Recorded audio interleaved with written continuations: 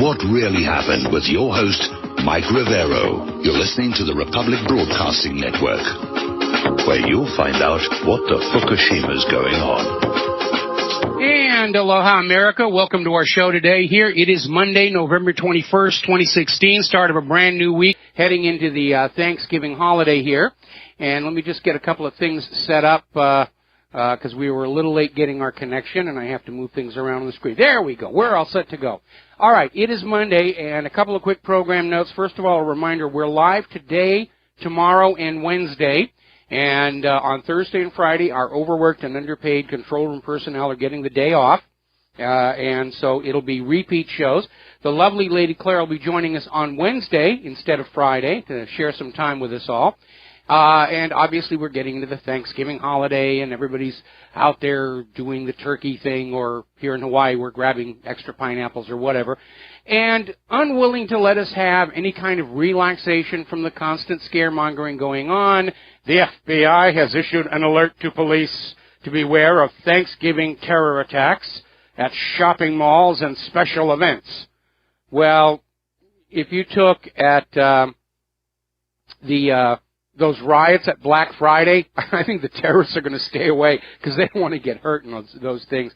Boy, I got to tell you, those riots at the shopping malls for Black Friday, they make the Black Lives Matter people look downright peaceful and respectable.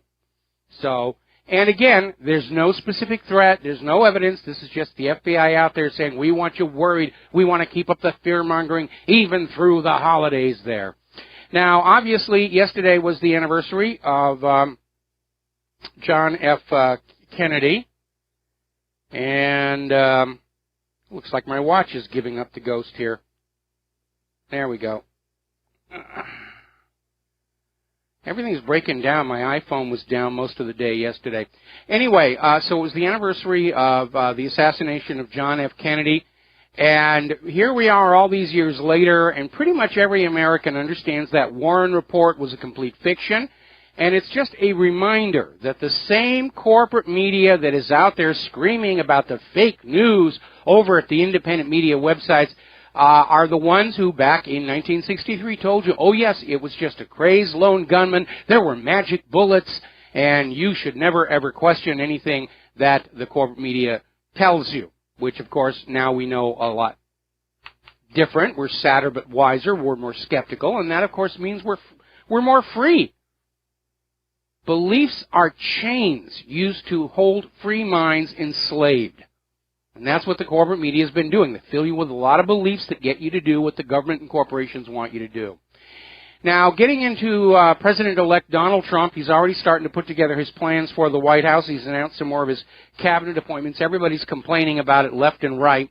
And again, anybody who thought Donald Trump was going to make you 100% happy, well, you were kind of living in a dream world anyway. And in my case, certainly Donald Trump on his very, very worst day is still going to be far better than Hillary Clinton on her best day. But Donald Trump is keeping his word to rein in government spending out of control.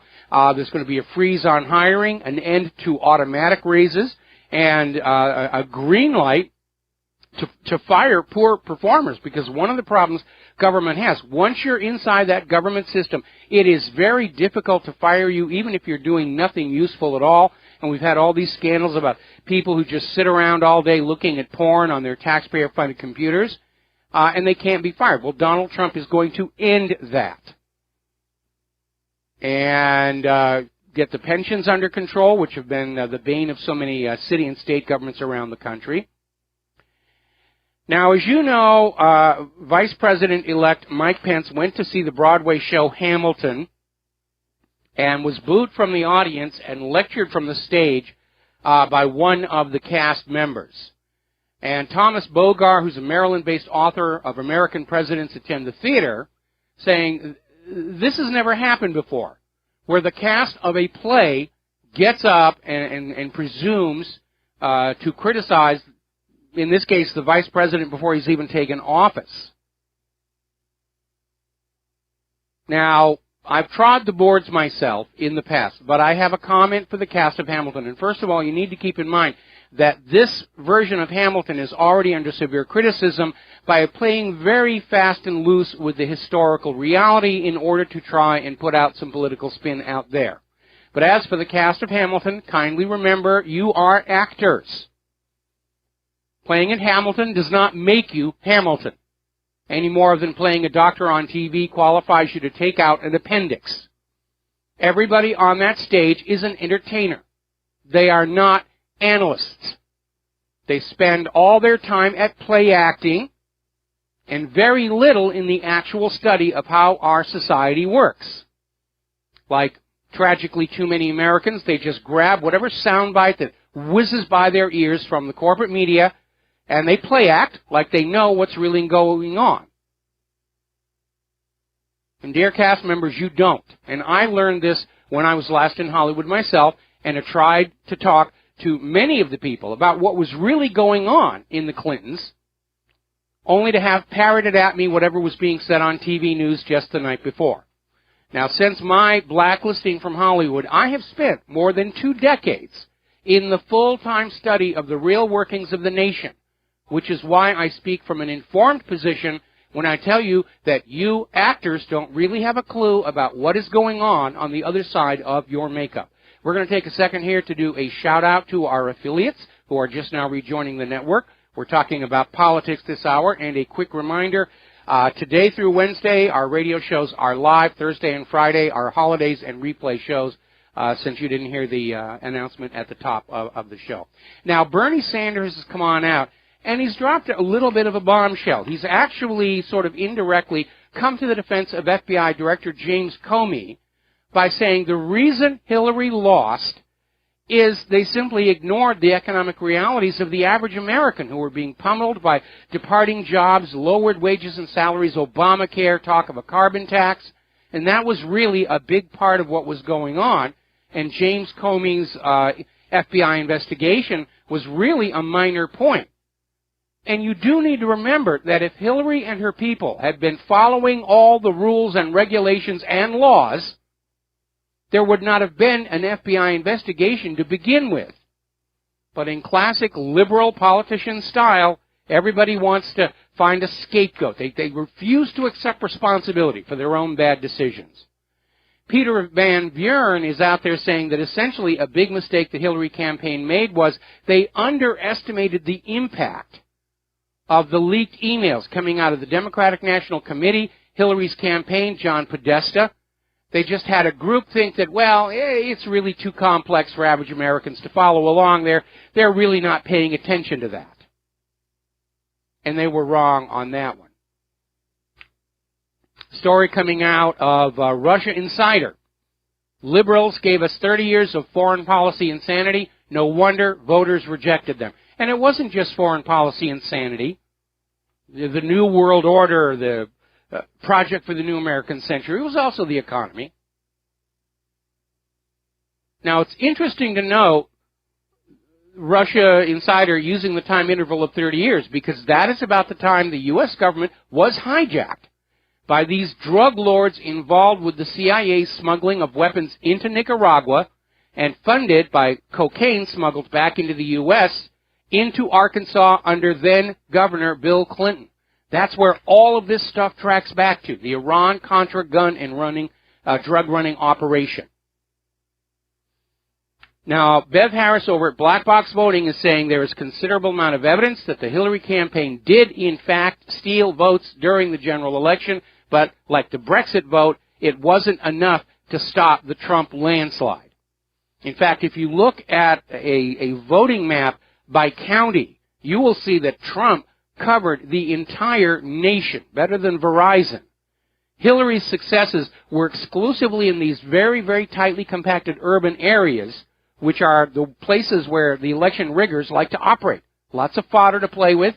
They don't have to run around huge amounts of territory. Just everybody's clustered together.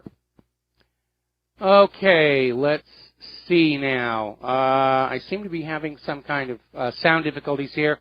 Testing, 1, 2, 3, 1, 2, 3, 1, 2, 3. Is that better?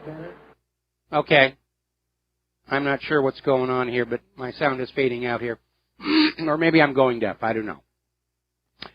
Now, another article that is coming out of Gilad Atzmon, and he writes a lot of very, very good stuff. And he says, The United States of Detachment is the name of this article. And basically saying that the liberals in general, and Hillary's people in particular, were absolutely delusional. And he's going back to this revelation that was in the Washington Post on the 9th of November, that Hillary and her campaign had allowed a computer program named Ada, after Lady Ada Lovelace, who was the world's first computer programmer. She wrote code for Babbage's mechanical calculator. And Ada was how the Hillary campaign ran everything. They made all the decisions on the basis of this software. I don't know, maybe they got it from the same place they got the Obamacare website. And obviously, despite 400,000 simulations a day, they made serious, serious mistakes. And getting back to it, simply failed to hear what the American people were actually saying and relying instead on what the computer was assuming. Computers are not always right, just because they're computers. In fact, programmers will tell you about the GIGO law, garbage in, garbage out. And it affects not only Hillary's campaign planning, or lack thereof, but also ClimateGate. All these computer programs saying humans are warming the earth are only as good as the first data and software fed into it. Okay. Now, good news. Jason Chaffetz is out there saying that the congressional investigations into the crimes of Hillary Clinton are going to be continuing. Her private email server scandal, the mishandling of classified material, and I think they're both overlapped, the pay-to-play schemes with the Clinton Foundation. She has committed serious, serious crimes, and the fact that she's no longer a political candidate is not a reason to back off on it. Now, since the election, there has been a noticeable decline in donations to the Clinton Foundation. Basically, Hillary doesn't have a product to sell anymore. Now, overall, this year, donations to the Clinton Foundation fell by 37%, the vast majority of it after the election. Just those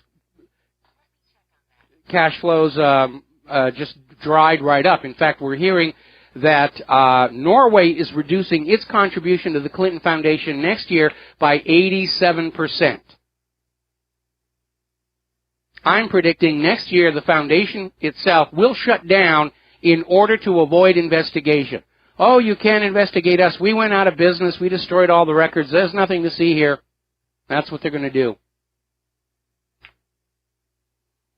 Now, Barack Obama has been approached about possibly pardoning Edward Snowden, and he made an interesting comment, and he may not have thought it all the way through, or he is sending a message to Hillary Clinton. Obama came on out and said, quote, I can't pardon somebody who hasn't gone before a court and presented themselves, so that's not something that I would comment on at this point. This in the context of Edward Snowden, who has not, in fact, seen a court trial yet. But this means that all of these Hillary supporters who are saying that Obama can just write out a blanket pardon right now, Obama just said, no, I can't. No court trial, no pardon. And that is the way a pardon is supposed to work. You are supposed to be able to have your day in court, be convicted, then you can apply for a pardon. And that's how it's supposed to work. Gerald Ford's blanket pardon of Richard Nixon was illegal and unconstitutional, but nobody kicked up a fuss because everybody in Washington, D.C. wanted that Watergate investigation to go away before the links to the John F. Kennedy assassination surfaced. So everybody went along and said, oh, yes, it was a good thing Gerald Ford did. Our long national nightmare is over. Just shut it down before really, really nasty stuff comes on out. When Richard Nixon was recorded on his White House taping system, he kept using the phrase the Cuba thing. And later on, it came on out that that was his oblique way of referring to the Kennedy assassination. Because he knew he was being recorded, and he needed to be careful even in the Oval Office. Now, the watchdog group Citizens United is suing the State Department for all Clinton communications between the State Department and the Clinton Foundation. Now, Hillary Clinton has tried to maintain this illusion that as Secretary of State, she was completely isolated from the Clinton Foundation. We know now that that was completely false because of all of these emails that have been leaked so far that show the State Department coordinating with the Clinton Foundation, with some of these people openly saying the people making donations to the Clinton Foundation did so in the expectation they would get favors from the U.S. State Department. Now, the State Department, the Department of Justice, Department of Injustice under Loretta Lynch, requested all of the State Department Clinton emails to be sealed until 2018 to protect her good buddy. But Citizens United is suing, saying there is no legitimate grounds to seal these records away from the public. Technically, everything produced by an employee of the government at taxpayer expense on the taxpayer clock on taxpayer computers is a public record. The only exceptions are classified military secrets, which these are not. Nothing about the operation of the Clinton Foundation justifies being classified. Now, we're still hearing that electors are being threatened and harassed, including death threats, to not vote for Donald Trump and vote for Hillary Clinton. And they're going public now. It's over in Arizona. Down in Texas, one of their electors came out with what I think is a really good response, go to heck. Actually, that's not the word that he used. But he says his colleagues, all of the electors in Texas, are getting death threats, that if they vote for Donald Trump, they and their families will be killed. Now, here's the problem. Hillary's people have made this threatening of the Electoral College a public display. Everybody knows it's going on. This, in turn, creates a political climate in which if the Electoral College votes for anybody other than Trump, it will be seen by the public as illegitimate, the result of thuggery, and they won't accept it. Now, there are some Republicans in the Electoral College who are talking about a compromise candidate. They are not going to vote for Donald Trump, but they can't quite bring themselves to vote for Hillary Clinton. So they're actually talking about convincing most of the electors to switch over and vote for John Kasich.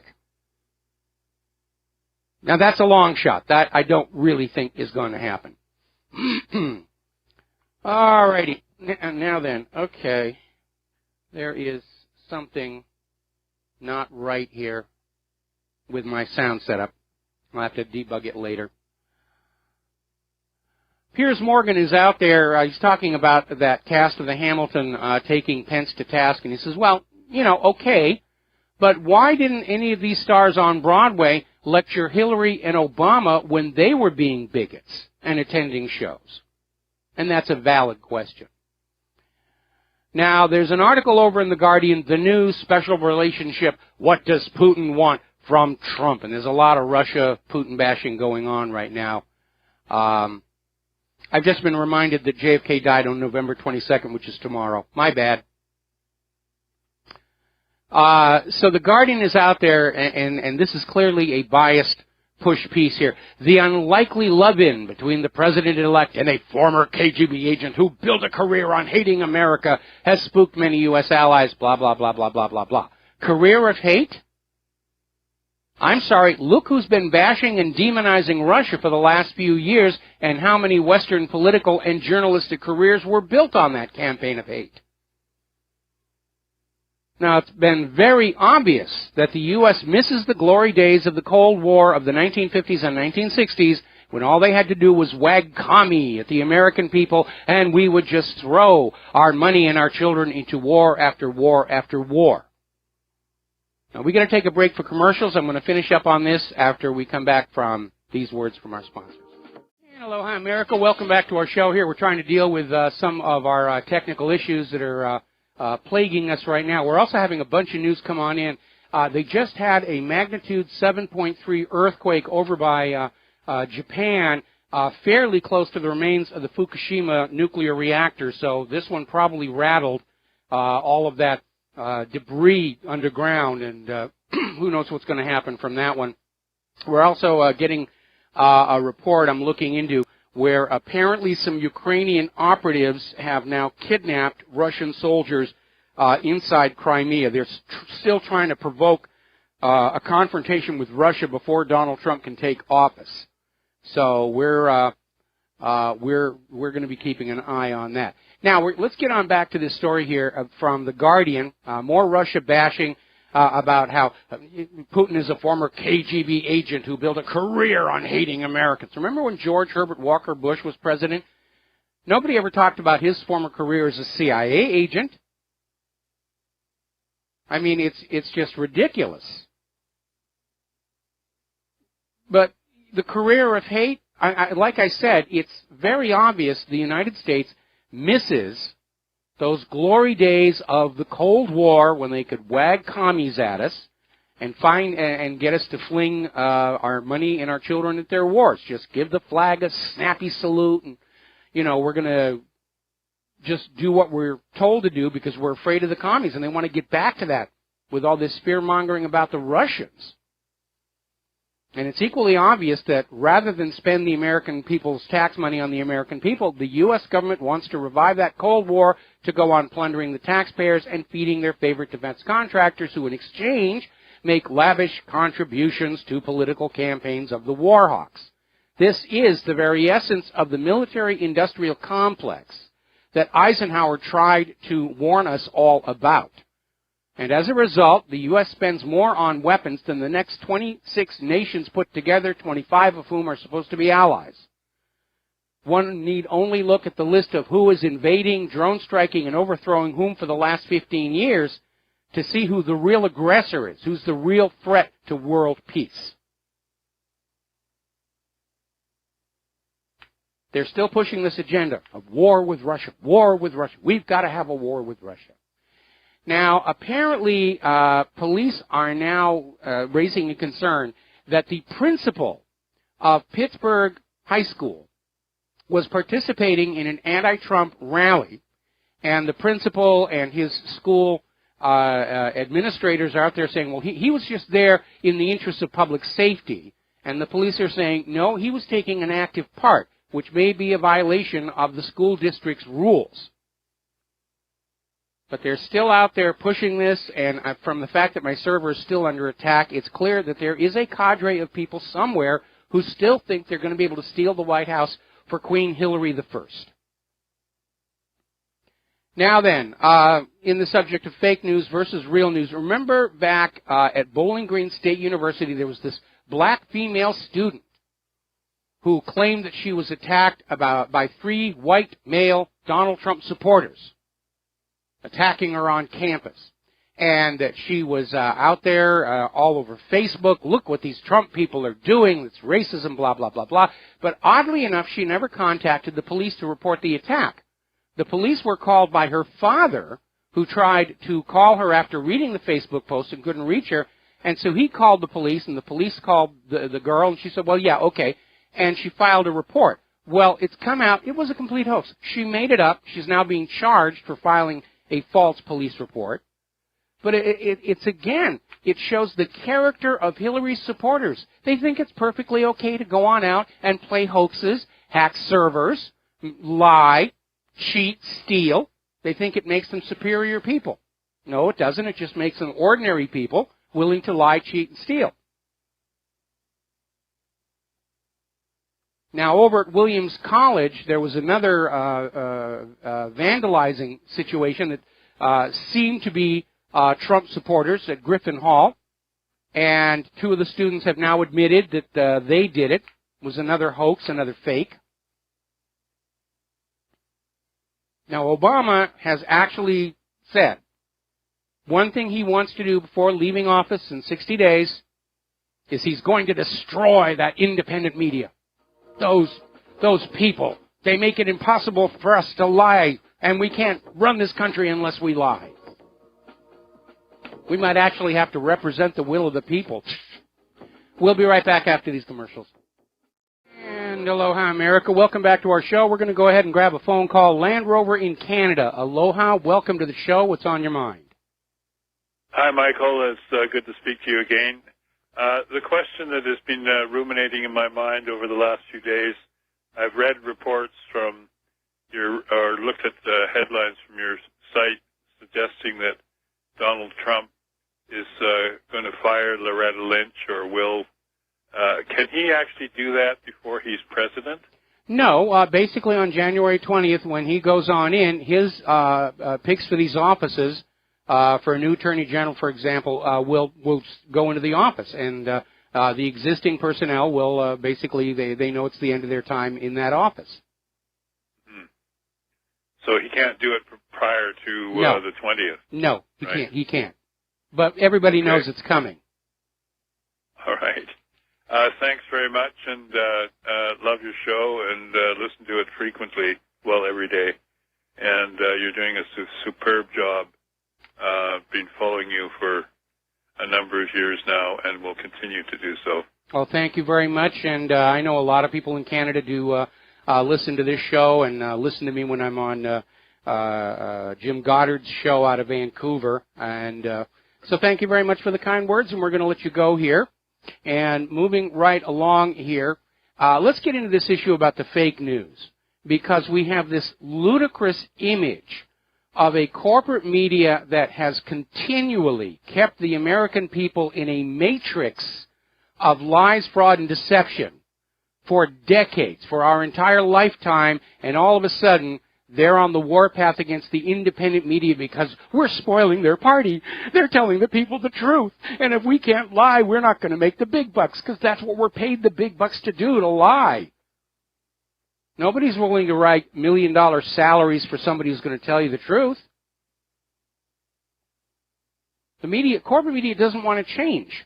Because if the corporate media changed into a true fact news reporting organization, their heavy financial backers are going to go away and say, just survive on the advertising money. So we have this article out of Gumshoe News, a comment on fake news. Who are the fakers? And the more the corporate media screams about fake news, the more everybody stands up and say, hey, we remember when you lied to us about Saddam's weapons of mass destruction, or Assad's weapons of mass destruction, or the Lusitania, or anything. They just go down the whole litany. But what's going on is the corporate media has been in decline for quite some time, and especially in the aftermath of the election. Their fortunes are on a downturn, to put it delicately, and what they need is they need a scapegoat. They need somebody to blame.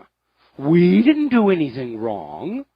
We haven't lied to the public. Maybe we've made a little tiny eensy-teensy mistake here and there, and when we said Saddam had nuclear weapons, we're only reporting what the political leadership said.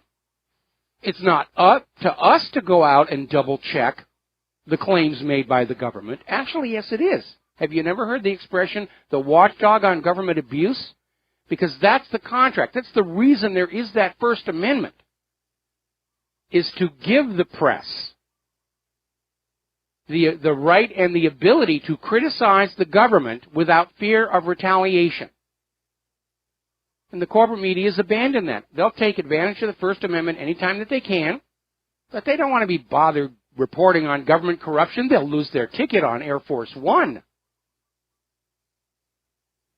Now, Keith Olbermann, who I used to have a lot of respect for, he's out there in hysterics. He's demanding that everybody boycott Alex Jones advertisers.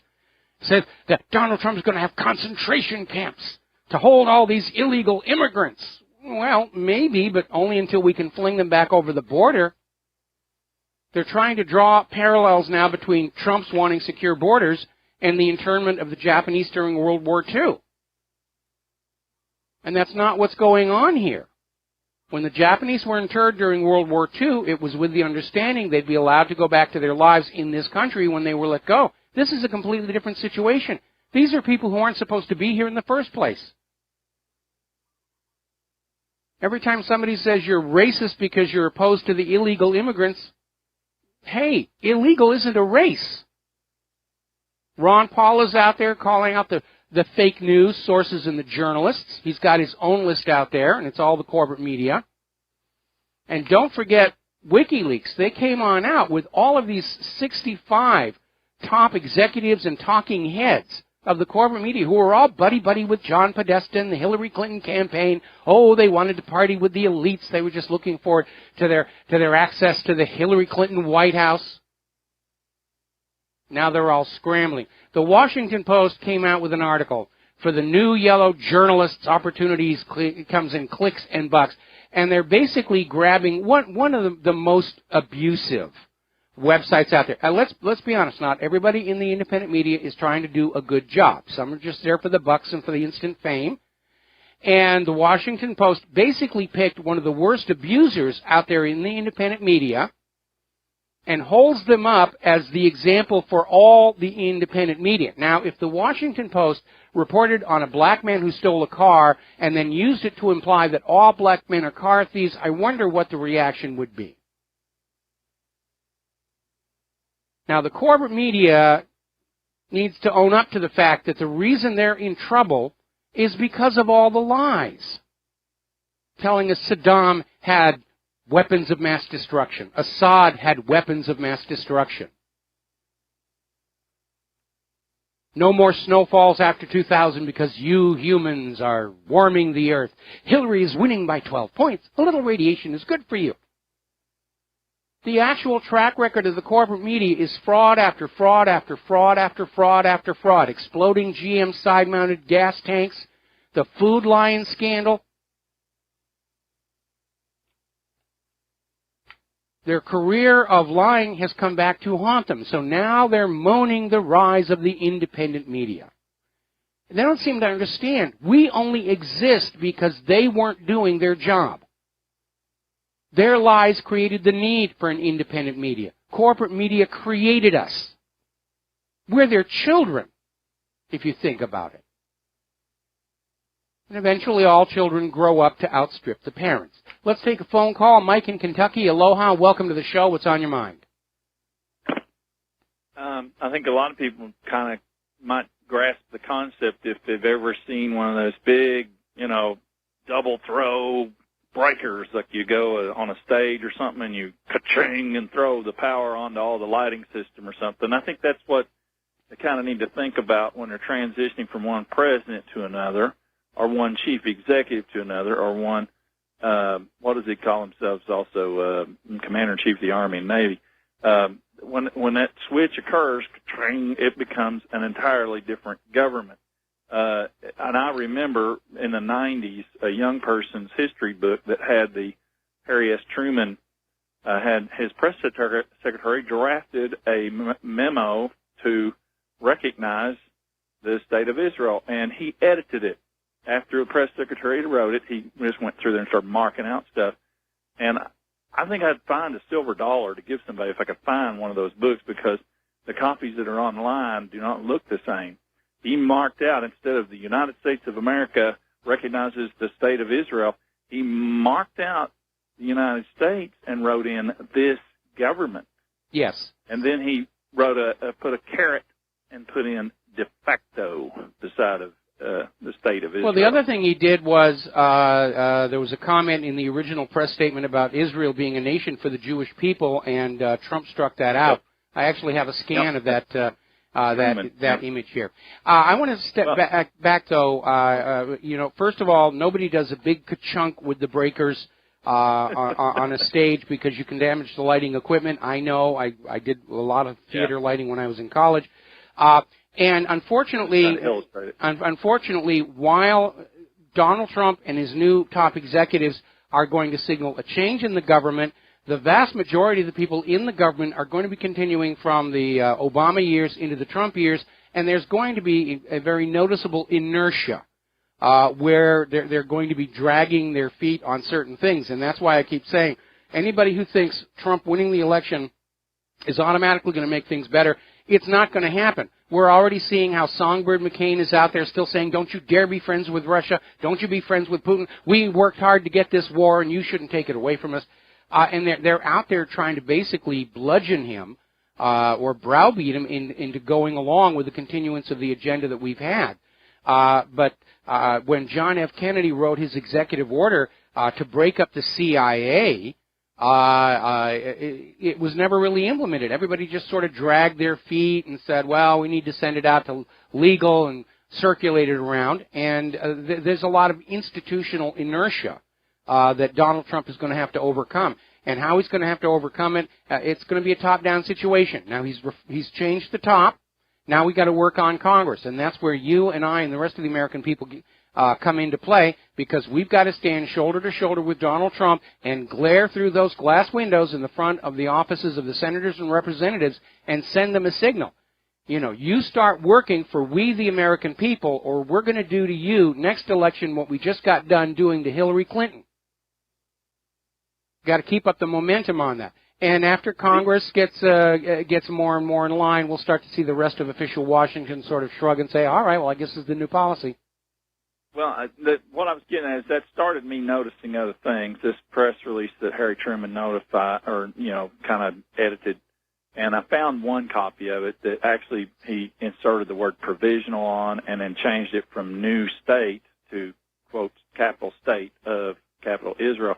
But I guess there's more than one version of it, because that's not the version I found. But what I noticed is you'll see a president being confronted by Congress over something, and over the years, just here and there, I've noticed he'll clarify it by saying, this government does such and such, or it is not the policy of this government, as if he's talking about the presidential administration as a separate government from Congress. No, what he's talking about, what Truman was talking about, was that he avoided implying that he spoke for all of the American people, especially because he himself was a Democrat.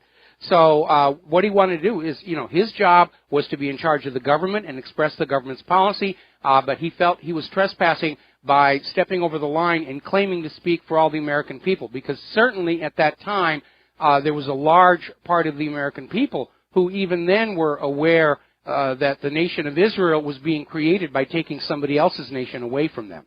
Anyway, listen, the phone lines are loaded. I got to let you go. We're going to switch over to Dustin in New Jersey. Dustin, aloha. Welcome to the show. What's on your mind? Hi, Mike. Yeah, if you control the media, you control the message. So even if you get rid of a lot of people in Congress, man, you still got the military-industrial complex going through the media, and you got the AMA awards. They're reading off the script. Hollywood reads off the script. Where the heck are you supposed to go? Well, see, here's the thing. The corporate media started losing its lock on the minds of America actually about 10 years ago.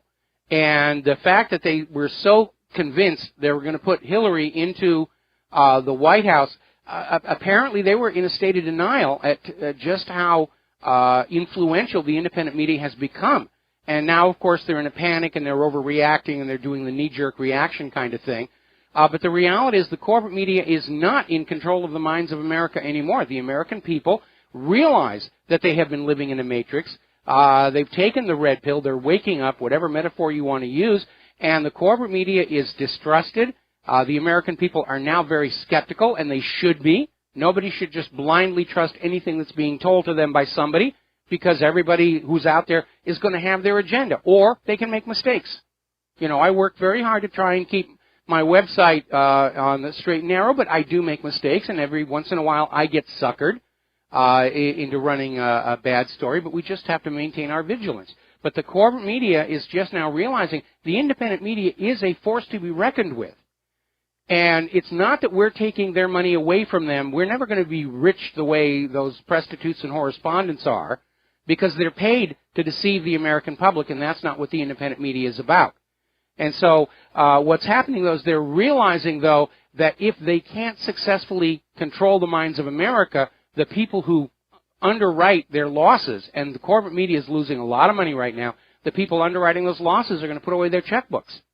That's why they're in a total panic. They've made their entire career and their wealth and position on the basis of being in charge of the minds of America, and they're losing it.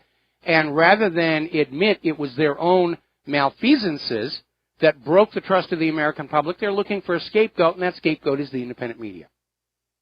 What do you think of them rolling out George Takei? That just disgusted me at that point, Mike. With Sulu from Star Trek about the Japanese were registered. It's like, it's just This is such a desperate attempt. Hey, Mike, I don't know if there was this woman on CNN. She said that she went up for a hike. You got to see the video. She went up for a hike, come back. Her windshield was smashed on her car, and somebody put a note in there. Now, why wouldn't they just put it on the windshield wiper? You know, I mean, the woman, you can tell, was a fake.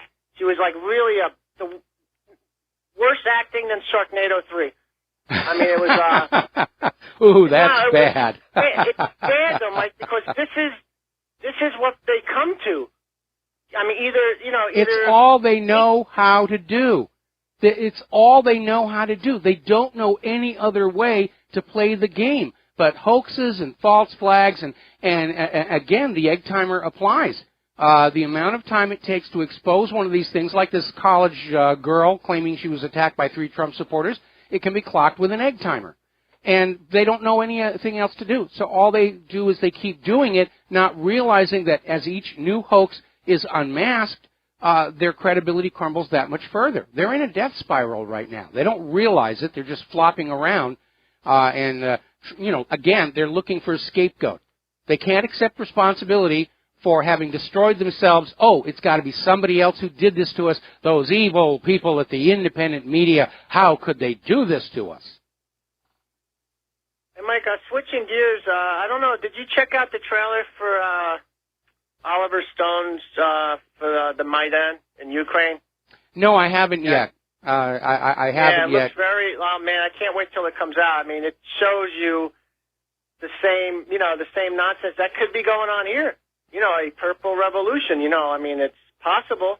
I wouldn't put anything past these people. It's not over yet, Mike. Well, like the attempt to subvert the Electoral College, it's looking more and more like a long shot, except for Los Angeles and Portland, where the paychecks are still apparently flowing.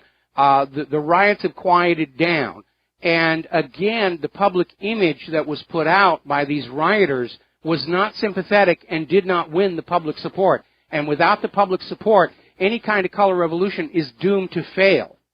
I mean, they came really close in Iran in 2009, and it still fell flat on its face. So right now, my worst worry is Trump being assassinated before December 19th. Got to let you go. Got to take a break for commercials. And aloha, America. Welcome back to our show here. We're going to take one more phone call. Clint in Las Vegas. Aloha. Welcome to the show. What's on your mind? Yeah, Mike, there's a few things I wanted to go over.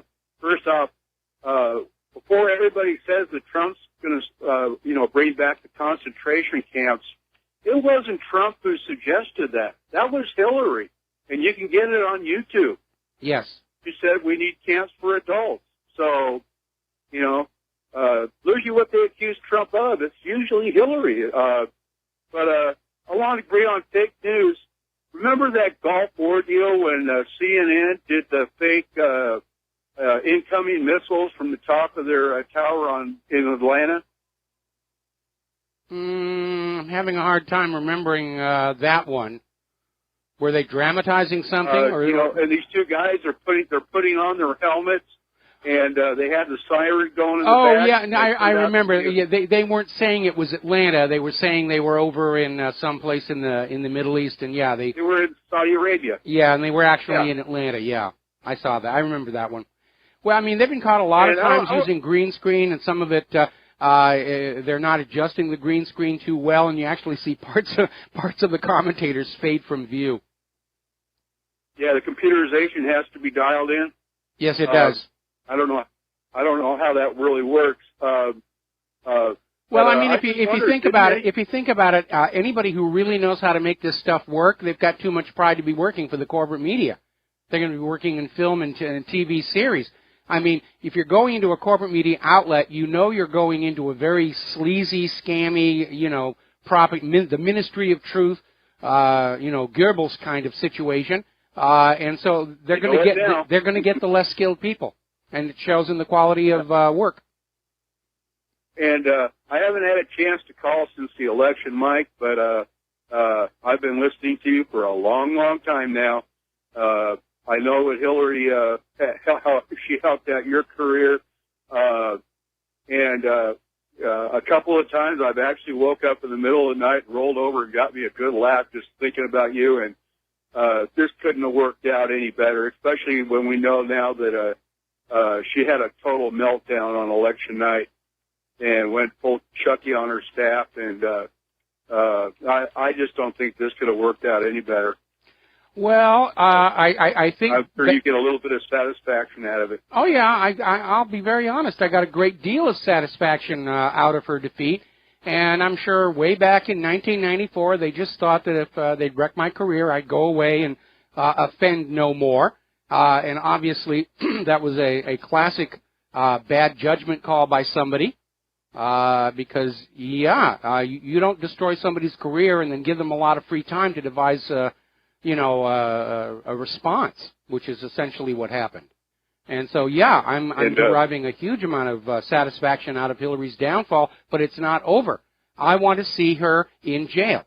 I want to see the Clintons stripped of their ill-gotten wealth and forced to live like poor people, because nothing hurts a money junkie more than taking their money away from them. It's even worse than death or prison, to make them poor again. Okay? Thanks an awful lot for the phone call, Clint. We got to let you go for our station identification, and we will be right back. Aloha, America. Welcome back to our show, hour number 2. The phone lines are open, 800-313-9443. And Sam is in our control room today, twiddling the dials, keeping us out of trouble, and ready to answer the phone when you call on in. Getting on back to this whole fake news, where the biggest liars on the planet are pointing to the independent media and saying, you can't trust them, you can't trust them, really. And yes, we lied to you, but they're official lies, and that makes it okay. They're telling you unofficial versions of things, and that can't be tolerated here. The New York Times, in its lead editorial on Sunday, decried the digital virus called fake news and is openly calling for internet censorship. Now, before the New York Times or any other corporate media outlet starts talking about fake news, I demand, and you should demand, a full acknowledgement and public apology for telling us Saddam had weapons of mass destruction, that Assad had weapons of mass destruction, that Iran is making weapons of mass destruction, that there were torpedoes in the Gulf of Tonkin, no weapons on the Lusitania, no Spanish mine in Havana Harbor that blew up the USS Maine, and the thousands of other blatant lies used by the corporate media to trick the American people into wars and out of their money. The corporate media does not have the moral right to stand up and talk about what is real and what is fake until it owns its own deceptions and apologizes for them publicly. NBC went on a rant about fake news. Oh, those fake news people. MSNBC's Chuck Todd did a segment about the fight against fake news. They just travel like wildfire online and they're accepted for fact. Then MSNBC turns around and puts out the following headline. Reince Priebus on Muslim registry, quote, not going to rule out anything, end quote. Which makes it look like the Republicans are considering a registry of Muslims only, right? This is coming from MSNBC.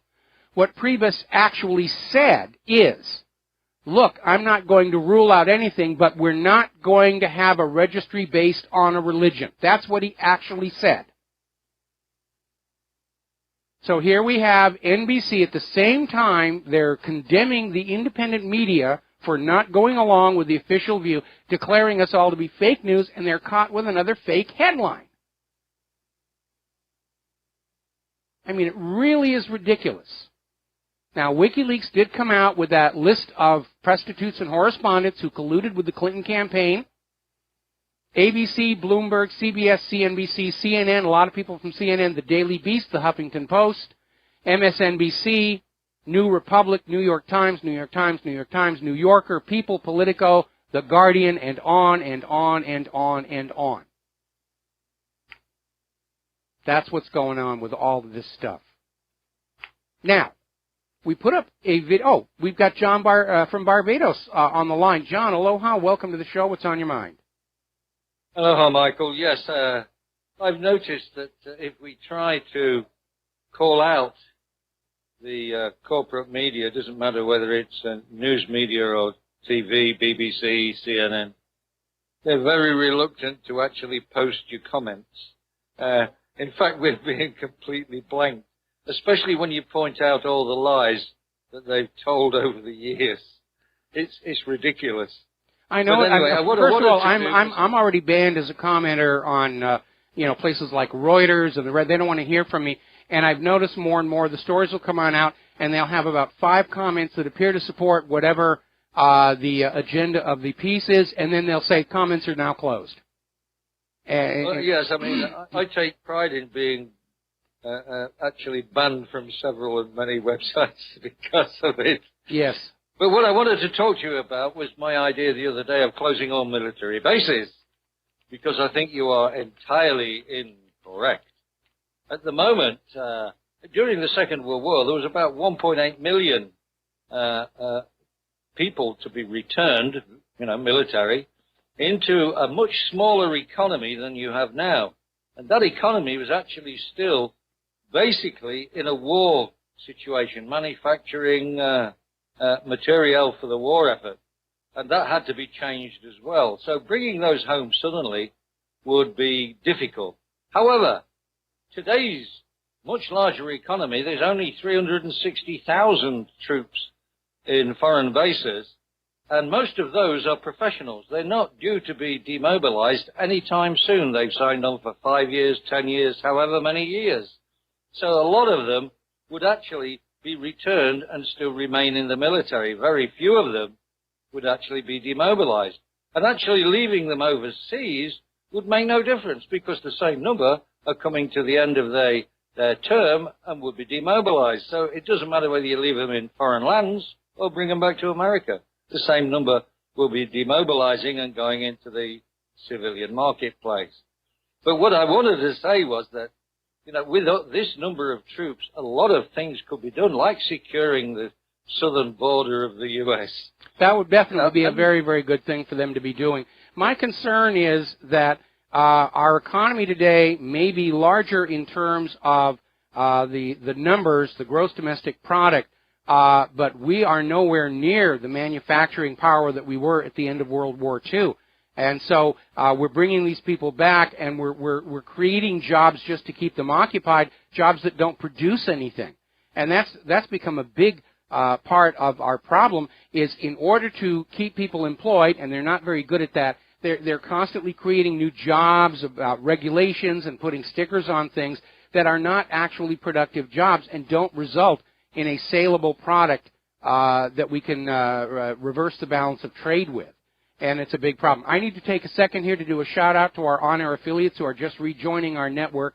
We're talking still about politics, wars, economics, and, of course, the war by the corporate media on the independent media to try and somehow denounce us as the fake news after corporate media told us all that Saddam had weapons of mass destruction, Assad had weapons of mass destruction, Iran is making weapons of mass destruction. There's only a 6% jobless rate in this country, even though there's actually 94 million Americans out of work right now, unable to find jobs here. Anyway, John, let's wrap this up because I got a bunch more news I need to get into. But the bottom line is that I think these other nations are tired of U.S. military bases on their soil, and I think when the leases expire, they're not going to want to renew, and so we're going to bring these people back. And even the soldiers who are mercenaries, I presume that their contract has an option for early termination in the event of peace. So yeah, well, I would presume so, but most of the military now, doesn't matter whether it's the UK military, American military, they are professional soldiers. They are in for a term limit. Unlike but I don't know about how it is in Great Britain, but here in the United States of America, it is perfectly at the military's discretion to just say we don't need you anymore, and you're being let go. There, if you sign a 5-year contract with the military in this country, it's binding on you, but not on the U.S. government, and that's the way it is. Anyway, John, I got to let you go. I want to get back to this campaign by corporate media to try and demonize and tarnish the independent media. We have this YouTube video about this German journalist who's out there blowing the whistle, how even over in Germany, the CIA controls their media to control what the German people are being told, and it's another indicator of who the real fake news is. Now, former CBS reporter Cheryl Atkinson is currently writing a book that talks about the influences brought to bear on corporate media. She used to be with CBS, and she was let go over a misunderstanding regarding just how much bovine excrement she was supposed to be shoveling at the people. She's an Emmy Award winner. This is a very credible person, and she's out there talking about not just the corporate media lies, but how astroturfing is a major, major business now. And what she means by astroturfing is there are companies who, for a fee, will have legions of people or software pretending to be people going on out to comment boards to say, oh, yes, I think this is really a great idea, to artificially create the illusion of popular support for an idea. And it isn't real. It isn't real at all. There are companies that will actually manufacture fake letter-writing campaigns to fool members of Congress into thinking their constituents want a certain policy. And I remember seeing one of these companies many years ago, and it was just this big office, and they had cubby holes all over the wall with different kinds of paper, different kinds of envelope, stationery with kitties or flowers or butterflies on it, and they had these electronic printers set up with all these multiple fonts to mimic different kinds of typewriters and even handwriting. And they would get a contract to say, we need to convince this member of Congress that the majority of his constituents support rubbing blue mud in their navels on Wednesdays. And so they would create this massive pile of letters. They had a system to go on out and mail them in multiple locations all over the congressman's home district, so the postmarks would look correct. Congressman would come into his office, see a big stack of mail, and have no clue it originated from a single bought and paid for office. The degree of fraud is absolutely astounding out there. And they dare to call us the fake news. I reposted my article on Mockingbird. It's one I wrote some years ago. And Mockingbird is the code word for the CIA's subversion of the free press. Now, right now, they're bashing Russia Today because it's partly supported by the Russian government. Therefore, you can't trust it. Well, BBC is supported by the British government. Are you saying we shouldn't trust them? No, that's different.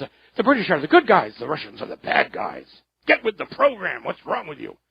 But basically, the lies coming out of the American corporate media are more insidious because we are raised from childhood to believe that the corporate media is operating independently of the government. And we know now that is not true. Starting at the end of World War II and inspired by how Hitler's propaganda machine controlled their corporate media, the CIA embarked on Operation Mockingbird, which was to make sure that the top executive at all of the corporate media was a CIA asset. And the corporate media since then has been lying to us all while denying the very fact of the lie itself. Now, Snopes more and more is starting to destroy its own credibility as the ultimate arbiter of what's true and false on the Internet. And I've noticed over the years, inevitably, they follow the government's point of view on whatever's going on. But apparently, their primary writer, a girl named Kim LaCapria, is openly out there saying she's a liberal, she's a feminist, and before she worked for Snopes, she wrote for Inquisitor, which is known for publishing fake quotes and downright hoaxes. That's her background. And even at Inquisitor, Kim showed a clear bias. Now, I've noticed lately Snopes has been using and overusing the label unproven on stories that cast doubt on the liberal political elite. Now, from my point of view, unproven is as good as saying, I don't really know, which makes you wonder why Kim is bothering to even create a page. Now, in one recent case, Kim dismissed the report by votefraud.org that 3 million non-citizens had voted in this general election, even though votefraud.org made a compelling case from their analysis of election records. In other words, Kim declares something unproven based on her refusal to accept the data. Snopes has also been embarrassed on reporting on the Trump University without fact-checking their sources about that. Now then, Kanye West is out there blasting the media in an epic rant rant, and he is also using the Matrix metaphor. It is time for the American people to wake up and realize they have been lied to all their lives by the corporate media. It's not occasionally, it's constant. It's business as usual. One lie after the other, after the other, after the other. Crazed lone nut assassin. Torpedoes in the Gulf of Tonkin. The USS Liberty was just an honest mistake. Saddam has weapons of mass destruction. And the American people, apparently at least 94% of them, have now woke up and realized the corporate media is a propaganda machine for its corporate owners and for the government. Now, one thing we have to be very, very careful about in this war between the corporate media and the independent media, the corporate media isn't going to change. They're paid the big amounts of money they're paid because they have been, up until recently, successful liars. If they stop lying, they stop making those big bucks. They're not going to change despite all of these recent faux repentant editorials about, oh, we promised to do better, which really means they promised to try and hide the evidence of their lies a little bit better. But what they can do is try and discredit the independent media by planting phony stories online and hoping people will pick them up. One that went on out there was this hoax story where George Soros had died of a heart attack over the weekend, and of course it gets on out there, and then the corporate media says, oh, those silly people in the independent media, Soros is fine. See, you can't trust anything you see in the independent media. So everybody needs to be careful. Now, the other one that's been making the rounds is called Pizzagate. And this one smelled of a setup right from day one, in particular because of the flood of emails I got from people saying, you absolutely must put this on your website. Well, anytime somebody says that to me, the first thing I do is throw on the brakes good and hard and take a very, very careful look. And earlier today, I found indications Pizzagate is a poison the well propaganda attack, because I found an article, posted it to whatreallyhappened.com, where they're out there saying, you wouldn't believe what those independent media fools are thinking now that Hillary is part of a pedophile network, and they're the same people who claim that she was rigging the Democratic primaries and rigging the election and that she was using her email server for nefarious purposes. And that's how a poison the well attack works. You come up with something that is nonsensical and easy to disprove, and you throw it in with the real reporting of the real crimes, and you stir it all up, then you blow the lid off the hoax, the fraud, and then say, see, all of this stuff is worthless. That's a poison the well attack. When Pizzagate is exposed as a complete hoax and a fraud, the corporate media is going to try and use it not only to smear the independent media as not checking their facts, but also to say, well, see, everything the independent media said about Hillary and her email server, that's probably just as fake, just as nonsensical. Stealing the elections, just as nonsensical. Pay for play at the Clinton Foundation. See, it was all a bunch of nonsense from those wackos over there in the independent media, and you shouldn't pay any attention to them. So be very careful, because right now, the only weapon the corporate media has right now is planting fake stories on the independent media. And just be aware of that. Be very, very careful. Because the other side loves to play dirty. They think it's their divine right. The corporate media feels like they're fighting for their very survival, at least those super high paychecks they've been getting. And they'll do anything to keep the money flowing. If they had any moral fiber, if they had any ethics at all, they wouldn't be liars for the corporate media in the first place. Now, the world is ready for alternatives to the controlled social media. There's a new free speech social network, Gab, that is going to take the place of Twitter. It's already up. It's already swamped. You actually have to wait a short while to have your account enabled, because they're having to buy new servers as fast as they can. And there's a new alternative to Facebook called Scene Life.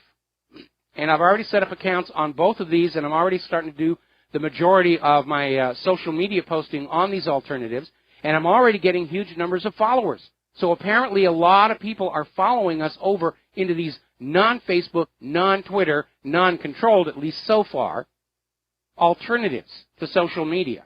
And I think that's a very, very good thing. So far, not a single thing I've posted has been taken down or altered or hidden or criticized or anything.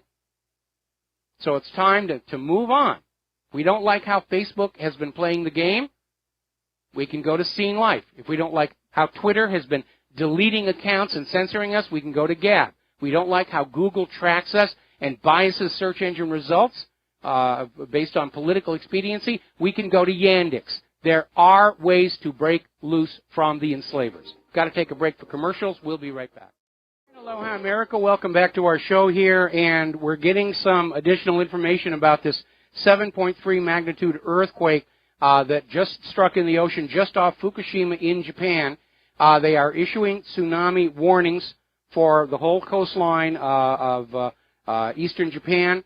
They're saying that the tsunami is expected to reach 3 meters tall. That is serious, serious weather. We're not under any tsunami threat here in Hawaii so far. They're saying it's not going to happen.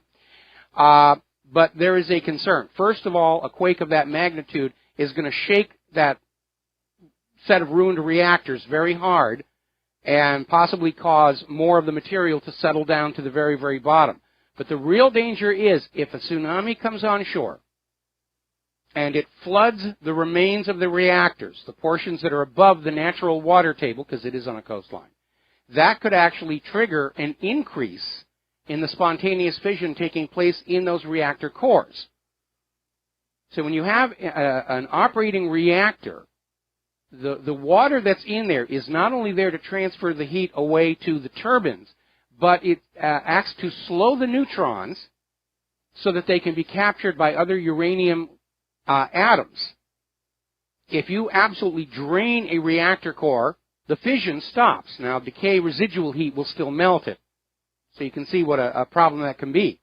But if the remains of those ruined cores down in the ground are fissioning, but they're not soaking in water under the water table, and a tsunami comes on in, you could see a real spike in fission taking off. Won't explode. The fuel is not enriched enough to actually support detonation.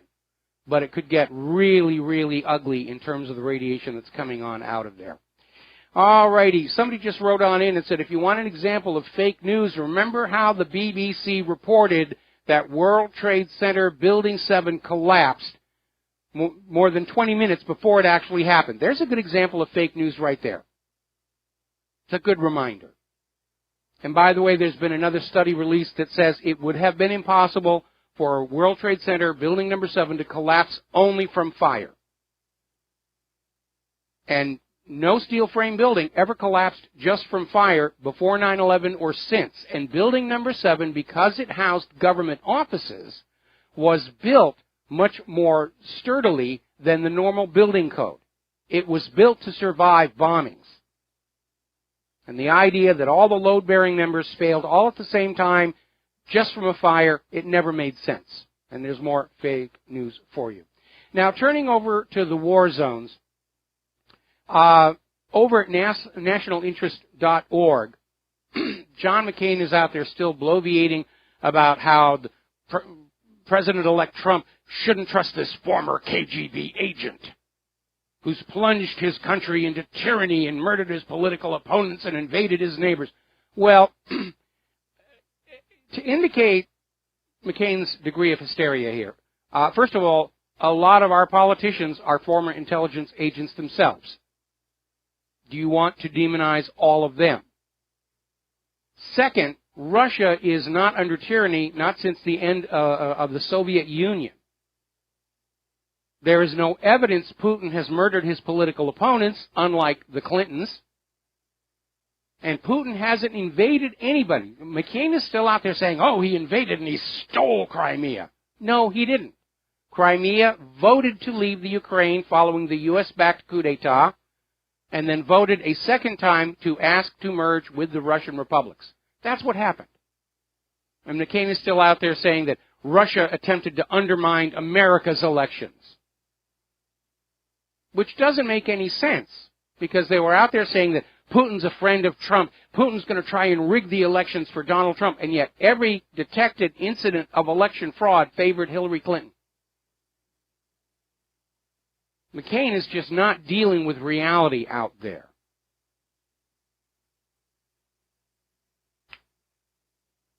Now, the popular mobilization units in Iraq, following the liberation of the Tal Afar Air Base, they've launched an operation to liberate the key town of Tal Afar from the ISIS terrorist group.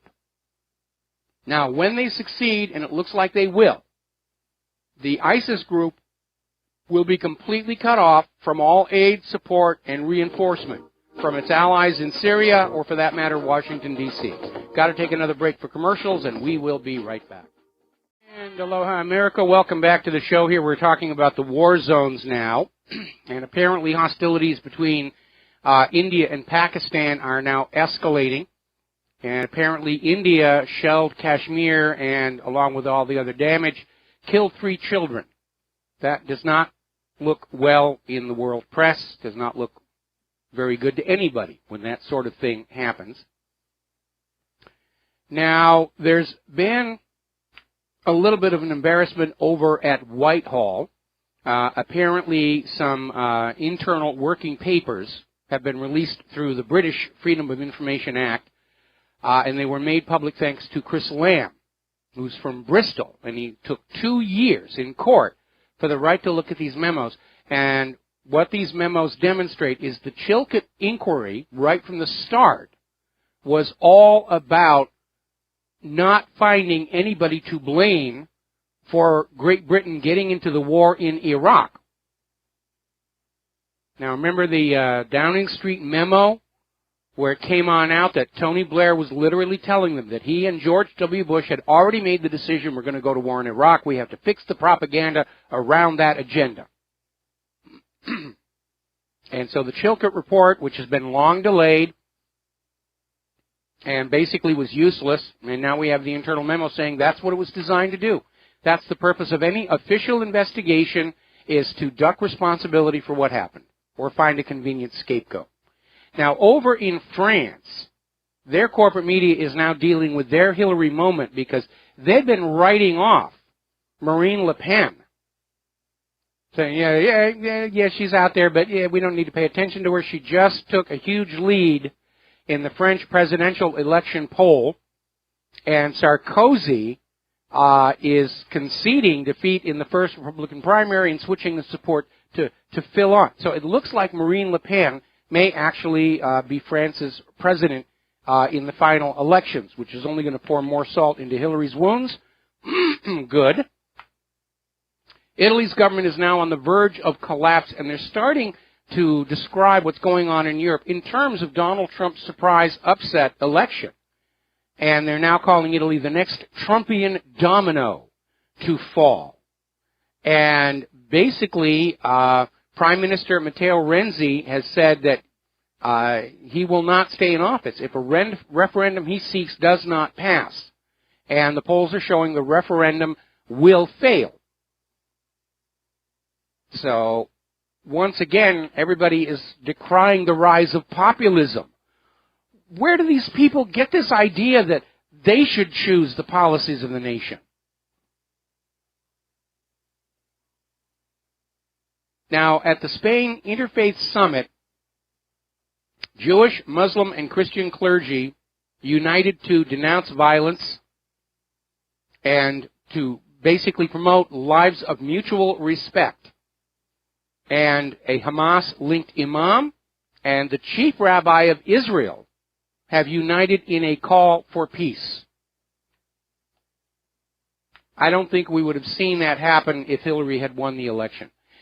Now, let's talk about America's military might that John McCain thinks is ready to take on the world.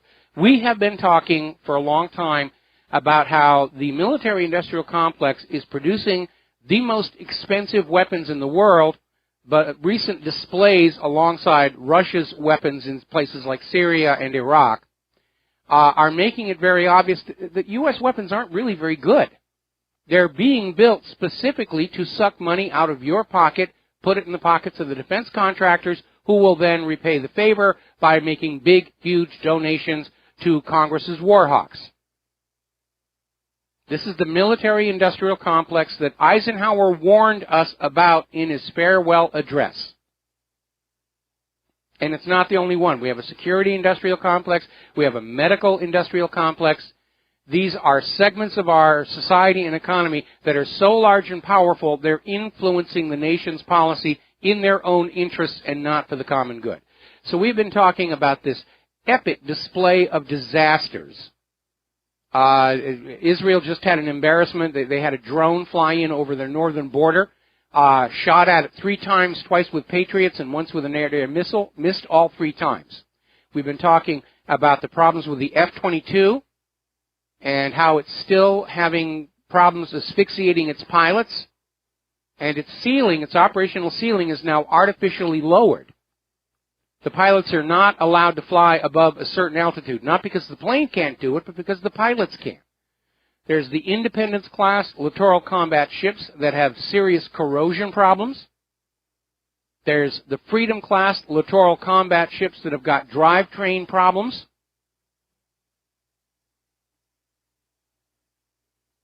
The Gerald R. Ford, filled with whiz-bang technology, has already been declared it may never actually be suitable to use in a real war. But it makes a great display in a naval museum someplace. And then there's our favorite, the F-35. Now, the F-35 is the most expensive procurement program in Pentagon history. Major cost overruns, schedule delays, and all the performance reviews are negative. It's actually been set up to dogfight 1970s vintage fighters, and it loses. It's way too heavy from all the whiz-bang technology. It's not as fast or maneuverable in a dogfight situation. Can't fly in the fog, can't fly in the rain, can't fly too close to lightning. The software for the cannon is not going to be available until 2019. The helmet system that is supposed to be the centerpiece of fire control and the sensor suite is still not working. And those helmets cost something like $400,000 each and have to be custom fitted to the pilot. One of the technologies they're having problems with is the radars on a squadron of F-35s are supposed to network together and share information. But so far, it's unable to correctly integrate targets. And so there'll be a single target out there, and what is on the display of all the fighters are multiple targets, each one being a slightly different radar return from the other planes. There's a technology that's supposed to be the glass fuselage, which has TV cameras all over the outside of the F-35, so that when the pilot looks around with that display in his helmet, he can see what's in that direction as if the aircraft were not really there. They can't get those images to fuse correctly. And it goes on and on and on. Engines exploding on takeoff. The insulation in the fuel tanks is flaking off and clogging the fuel injectors in the engines. Now, the Air Force declared the F-35 ready for combat not too long ago. And everybody was saying, are you really sure about it? And according to this article over in the Rumor Mills News, there's a memo issued from the Pentagon's top testing official, largely based on the Air Force's own test data of the F-35, showing that the Air Force's declaration that it's ready for combat was wildly premature, and in fact declaring that the F-35 may never be ready for actual combat. But it'll look really cool in the aviation museums. Looks great on the runway, doesn't it? Or hanging up there on the ceiling. Over $1 trillion has been poured into this one project. Now imagine what you could do with $1 trillion just dumped onto the American people. You could certainly wipe out all the student loan debt. You could provide adequate housing for all of the nation's homeless people. But no, we need this new whiz-bang aircraft that is already inferior, obsolete, when compared to the latest generation of Chinese and Russian fighters. Because in Russia and China, when they build a weapon, it's to make a weapon. They get a lot more bang for their buck. And this is a warning to everybody who's out there saying, well, we're invincible because we spend so much on the weapons of war, we can never be beaten. Well, it doesn't matter how much you're spending if it's going for waste. And I keep referring back to this movie, The Pentagon Wars. And it opens where they're in this congressional hearing about the Bradley infantry fighting vehicle. And all of this is based on a true story, by the way. And the officer in charge of the weapons procurement program for the Bradley is out there saying, we won the Cold War because we could shovel the money into the fire faster than the Russians. And really kind of ridiculous stuff. And they talk about, I mean, the whole movie is about this whole Bradley infantry fighting vehicle, which was hugely expensive and never did any of the things it was supposed to do very well. And if you haven't seen it, I understand it's out there someplace, Hulu, Amazon Prime, Netflix, and it is a funny movie. It's a very funny movie. Richard Benjamin directed it. And again, it's based on a true story. It's based on a book that was written by one of the officers who was in the Bradley development program who tried to get it back under control and ultimately was driven out of the Pentagon because the Pentagon doesn't want cost-conscious people. They just want to keep that little money machine going. So let's talk about the economy a little bit. We have a credit bubble. That's how they made the economy look good going into the election. Money was easy to come by. And unfortunately, it was marked by totally crazy lending. This according to an article out of Investment Watch blog. And in a lot of ways, this is a repeat of what happened all the way back during the first savings and loan bailout under George Herbert Walker Bush, where the rules were loosened and these S&Ls started making these incredibly insane investments that just didn't work out. Now, some of them were being used as money laundry, money growing systems by the CIA's gun and drug running operation. And I've gone through that story before. I'm not going to go into it today.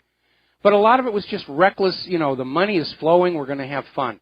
And we seem to have been in a repeat. During this credit bubble that was run up to make the economy look good for the election, there was some crazy lending. We've got to loan this money out. What are we going to loan it on? Oh, there's a guy here who wants a drive-through car wash for elephants. All right, sounds like a good idea. Loan him the money. And there's going to be a major blow-up of defaults when it all comes apart. And I do feel sorry for Donald Trump in one way. There really isn't anything that he can do that's going to stop a major economic crash. And like Herbert Hoover, he's going to get blamed for it. When it all happens next year or the year after, you're going to see Obama out there saying, well, I left the economy in great shape. It's not my fault. Doesn't go on my historical legacy. They did the same thing to Herbert Hoover.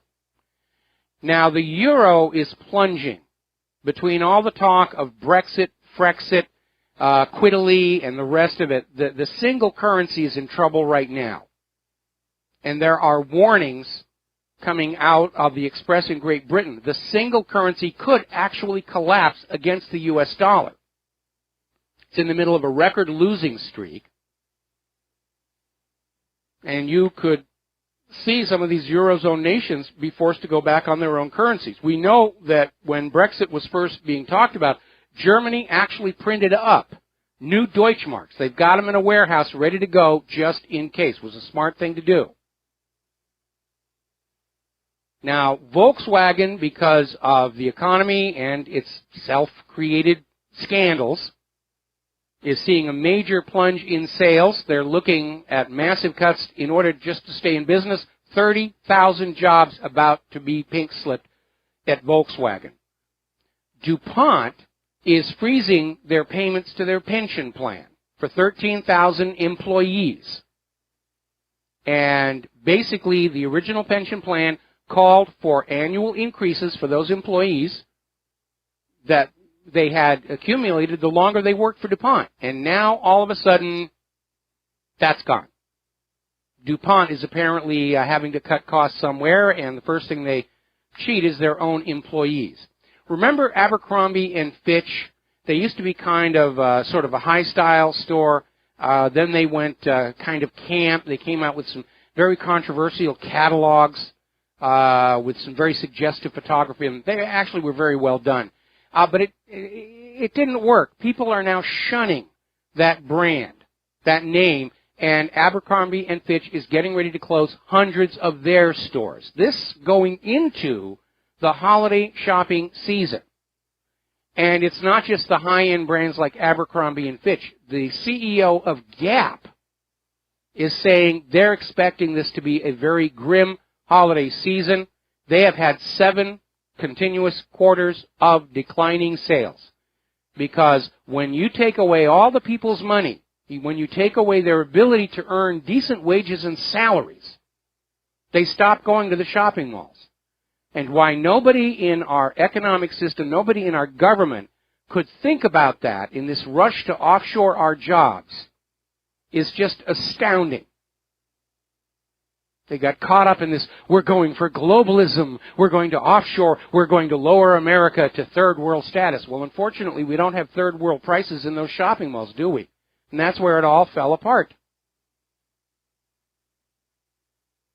Your employees are also your customers. If you let your employees go, your customers go with them. And that is just an ironclad rule of retail. I mean, the Christmas decorations have been up for weeks now. And I'm already getting I'm getting into Ebenezer Scrooge mode already. I just don't want to deal with it anymore. And it does make a mockery of it. It really does. It's not really a religious holiday anymore. It's not even a celebration. It's just another mind trick to flog more money out of the American consumer. Or even better, plunge them further into debt slavery. We're now hearing that there are stores that are openly going to be discriminating against cash customers. Oh, no, you want the card. You want our card. That's where we make our money, debt slavery. We don't make our money off of this Chinese stuff that we're selling. Meanwhile, the U.S. Mint has halted further production of 2016 Silver Eagles. Well, we're close enough to the end of the year. Maybe they're retooling for the 2017. But again, we're seeing a clear bias in our economic system against ordinary people owning precious metals. We'll be back with a phone call after these few words. Aloha, America. Welcome back to our show. We're going to go to the telephones here and speak with Tom in Texas. Tom, aloha. Welcome to the show. What's on your mind? Thank you, Michael. Got a question. Have you heard any of the strange going on here in central Texas? I'll tell you what I've seen today and heard today and see if you have heard anything about it. About 70 miles north of San Angelo, traveling, traffic got backed up for an hour, figured it was a big wreck or something. By the time we got up there, there was no wreck. They had a Greyhound bus pulled over. Several police from different cities, several sheriff's departments pulled over. You know, out there, guns pulled, stuff like that. That wasn't the strange part. There was also several military people with an APC in an aggressive posture. They had the bus pulled over, all the baggage unpacked, all that stuff. Military working dogs. Yeah. You know, they sniffed drugs, but they also sniffed bombs. I thought, well, maybe that's it. Though the APC was kind of a strange scene. So then travel on down to San Angelo, like I say, 7 miles farther south, 70 miles, not 7. And we get there and we get the gas and talking to the guy there. And he said, yeah, that's kind of strange because Goodfellow Air Base has been locked down all day. You can't get in or get out. Well, I don't know. I've heard nothing about this. Could be a drill. Could be that somebody came on out and said we think there's a terror attack. I mean, earlier in the show we were reporting on how the FBI sent a message to all the police departments saying be on the lookout for terror attacks on Thanksgiving in the shopping malls, and they don't actually have any indicators. They're just out there with the usual fear mongering. So I do know that overall military activity in terms of training and practice and everything does seem to be up because obviously here on the island of Oahu we have the highest per capita density of military bases of any state in the country, and it's pretty hard to miss it when they're out there flying their fighters and helicopters and everything back and forth, or tooling around Pearl Harbor. Hopefully you're right. It's just some training exercise and not something stupid. Oh, Anyway, all right. Well, you and your wife. Y'all have a good day. All right. Thanks an awful lot. We're going to let you go here as well. Now, getting on back to the news here, as I mentioned before, the euro is in sharp decline right now. People are talking about literally a collapse against the U.S. dollar because of all that's going on. And there's an article that came out of Russia today. Is the French Prime Minister correct to say Europe could die? And apparently at a forum in Berlin, French Prime Minister Manuel Valls lobbed a rhetorical grenade when he warned Europe could die. In other words, the European Union could break up. And he made a point in his speech telling Germany they've got to invest more to boost growth across the EU or face the consequences. Now, there's a problem there.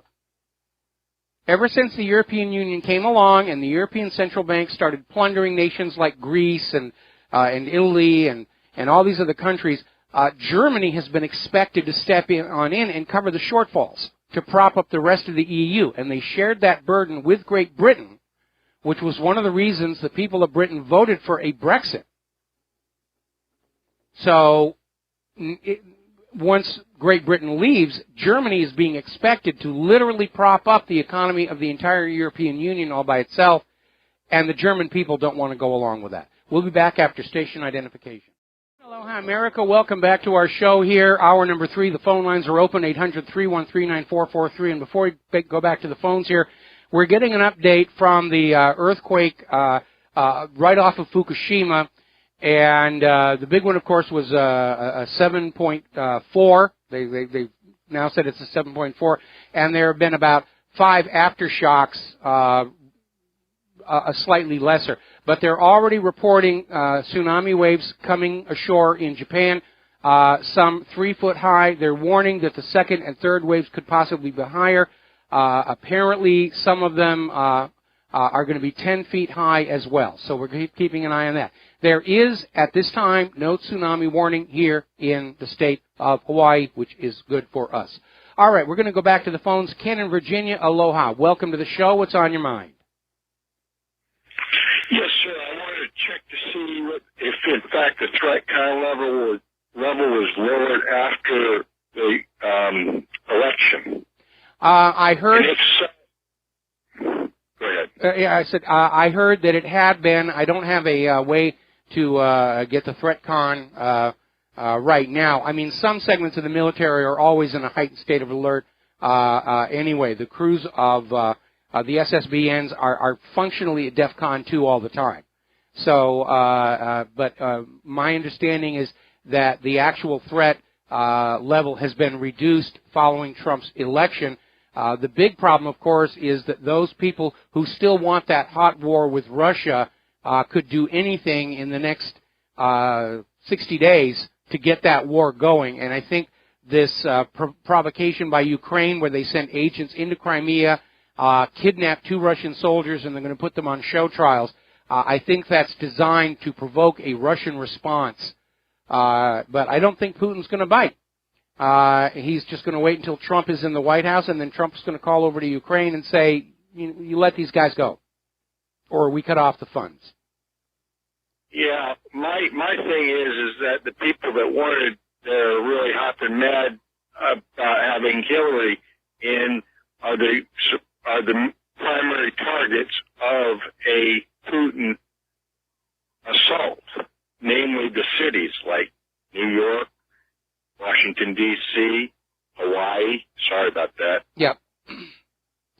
Well, so, I think to get the war going with Russia, what are they going to do that's going to make it look convincing? I mean, at the time when, for example, when Japan was getting ready to attack Pearl Harbor, everybody knew there was a state of animosity on the part of Japan. Roosevelt had been goading them all during 1941 with this secret plan developed by Office of Naval Intelligence Lieutenant Commander Arthur H. McCollum. The American people didn't know that. It was supposed to be a big, big surprise. But there were headlines in the newspapers saying possibility of war. But in the case with Russia, where Putin has repeatedly demonstrated that he doesn't want a war. He went into Syria. He brokered that deal to get rid of Syria's chemical weapons. He's shown himself to be a statesman over and over again. The American people who no longer trust and believe the corporate media see that it's people like John McCain who are out there saying, we want this war, we want this war, we want you to pay for it and you to die in it, but I want this war. Yeah. Well, keep up the good work, and thank you. Well, thank you very much. And have a good Thanksgiving. Same to you. Happy Turkey Days to you, too, as well. Okay, now then, moving on here. We were talking about French Prime Minister Manuel Valls, who's out there saying it is entirely realistic that the European Union could fall apart.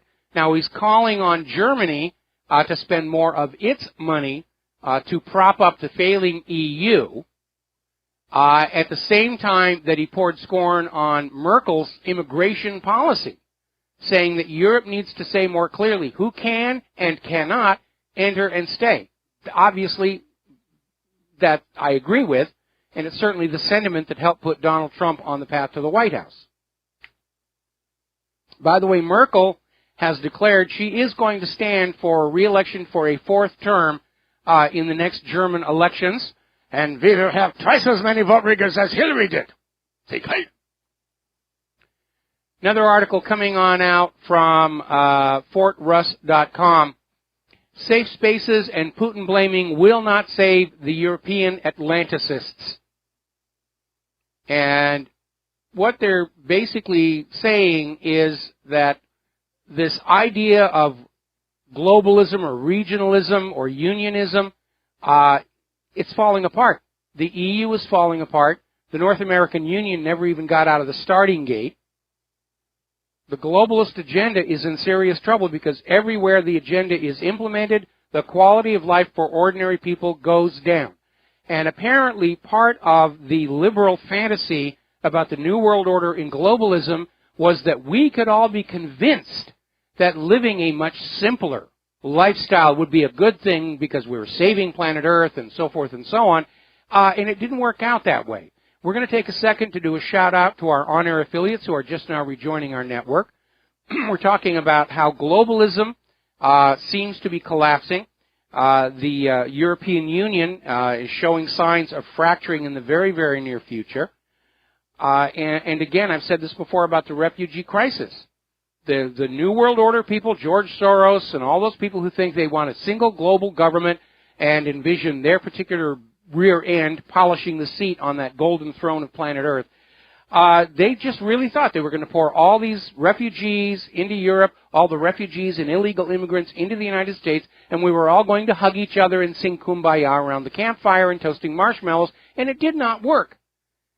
And again, it goes back to this reality that the entire liberal political philosophy is based on a fraud.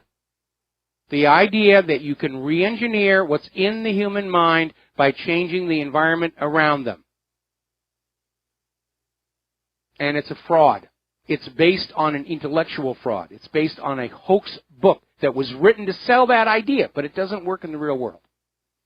All right, we're going to take a phone call. Tom in Florida, aloha. Welcome to the show. What's on your mind?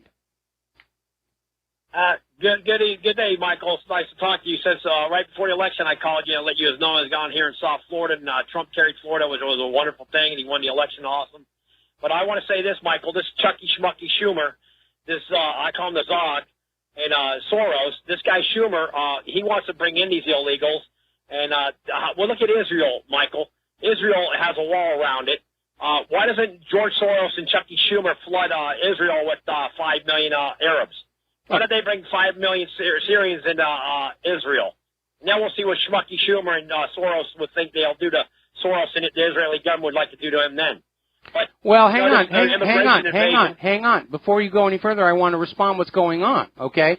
What Schumer and Soros are doing is they're stripping the nations bordering Israel of their Arab populations and shoving them into Europe and into the United States of America to make it easier for Israel to invade and conquer those nations on its way to Eretz Israel. Well, that's great. Absolutely. You're absolutely right, Michael. And, you know, looking at the Stasi, what's her name? Bazurkel. I call her Bazurkel. Mm-hmm. She's a Stasi, East German. She's literally trying to turn that nation of Germany into a Muslim enclave, like look at Turkey, you know, Ottoman Empire. I mean, it's unbelievable. And if the Germans are going to allow that, and like you were talking about, look at Marie Le Pen. I believe she may be the, I guess, the president of France, hopefully. Trump's proven anything can happen, like with Brexit. But you know what, Michael? Right now, you have so much. What do you call it, white? What do you call it, white trash? Or who are these people? Are actually trying to destroy Western civilization? Well, I don't know that they're trying to destroy Western civilization. They just have this dream in their head of how civilization would be a lot better with themselves in charge. Again, you get people who've got way too much money start to think that that money gives them some kind of a right to play with the earth and the human race as if they are toys. And I certainly don't go along with that. None of these people were elected by me to tell me how to live my life. And actually, I'm a big boy. I got some pretty strong ideas about how I should live my life anyway. Again, they're out there in their little fantasy world, and they're so disconnected from what real life is. I mean, that's certainly a big part of what doomed Hillary Clinton. She was listening to her computers and the voices in her head and thought it was all. I mean, they got a video of her celebrating on election night. She was convinced she had stolen the thing. And then, of course, when she found out otherwise, she beat up on John Podesta. Again, we have a serious problem with people who have come up with an ideology, and then they start to believe that it's the real world, and it isn't. And then there's an old psychiatric joke that neurotics build castles in the clouds, and the psychotics move in. And we seem to have that going on a lot. And again, I have to wonder how many of these people are on these prescription antidepressants, and they're not thinking clearly about what's really going on and whether or not what they're trying can work. Well, Michael, I agree with you. I think quite a few of them are on medication. But getting back to Soros paying these millennials, $1,500 a week to go protest and cause damage and all that, how come this guy's, well, who is this guy, Goldfinger? It's like this guy, Soros is like, he's trying to crash the world economy so he can be, I guess, the strongest, most powerful person on earth. And that's what it seems like he's trying to do to Soros. Yeah, you're absolutely right. He's a supervillain right out of a James Bond movie. Or the parallel I like to use is there was a Michael Caine movie called The $1 Billion Brain. Was sort of the end of the Ipcris File franchise. And the storyline was about this billionaire who just decided he wanted to have the U.S. go to war against Russia, and he was going to spend all this money and build this computer and get all of this stuff going. And in the end, he's undone because everybody who was feeding information into his computer was just typing in whatever they thought. They weren't going out and getting accurate information, and ultimately led to his demise. But again, we've seen in the real world where people that have huge amounts of money truly believe that they are elites, that God has favored them, and that therefore they have a right to go on out and make decisions for other people. Bill Gates is another one. He's out there screaming, we've got to reduce the world's population. We can use vaccines to do it. I don't think he's going to be too amenable to the idea that maybe Bill Gates, ought not to be reproducing right now. But that's been my argument against the population control people all along. I understand there's a population problem, and there always will be because sex is a lot more fun than dying. But my argument with the population reduction people is they always want somebody else to die early or somebody else to go without children. And they're never willing to actually address the problem by their own personal actions. You're absolutely right, Michael, everything. One more thing I want to say is this, and I'll let you go. I know you got other callers. The 3 million, the 1 million that they say Hillary beat Trump by in the popular vote is a lie because according to what I've been reading, I read it on Drudge, she won maybe the popular vote, but there's 3 million illegals that voted in this election. So if you take those 3 million away, Trump beat her by 2 million in the popular vote because there's millions of illegals voting for Hillary and the Democrat Party. And let's get to the real fact of the matter here. If Drudge, and this is proven, Michael, you have all these illegals voting for the Democrats for the free handouts. And the Republicans hammered that home big time. All these new schmucks like Chucky Smucky Schumer and all these guys, well, Hillary won the popular vote. Well, she didn't win the Electoral College, Schumer. That moron, that guy's such a moron, that Schumer, makes me Oh my gosh, Michael. Well, it's not just the 3 million non-citizens who voted according to votefraud.org. There's an estimated 1.2 million dead people voted. We have no idea how many of those computer systems, when you push the button for Donald Trump, it was actually registering for Hillary. That's the problem with our election system right now. It is designed to facilitate and conceal stolen elections, and we have 2 years to get it torn down and replaced with something common sense that is going to make detection of election fraud very easy. And we're going to have to back it up with some laws that say if you are caught trying to rig an election, you are going to go to jail and you are banned from holding public office. Well, absolutely, Michael. One more thing. They control 2% of they're 2% of the population. They control 98% of the media. They'll figure it out. I mean, it's unbelievable what's happened here. But maybe Trump will smash all these things and he will drain that swamp, because the swamp definitely needs to be drained. And and I don't know how you're going to seed it, but it's definitely got to be drained out. And like I said, you got these schmucks that are got so much power for only being such a small of the population. It's just unbelievable to me. And well. To me, it's like Michael, one more thing. It's a miracle that Trump won the election. I pinch myself. I don't believe that he actually beat Hillary. But he did, so I hope wonderful things happen, and that's all I got to say, and I know you got other calls, so God bless you, and thank you for taking my call, sir. All right, well, thank you very much. We're going to let you go, Tom.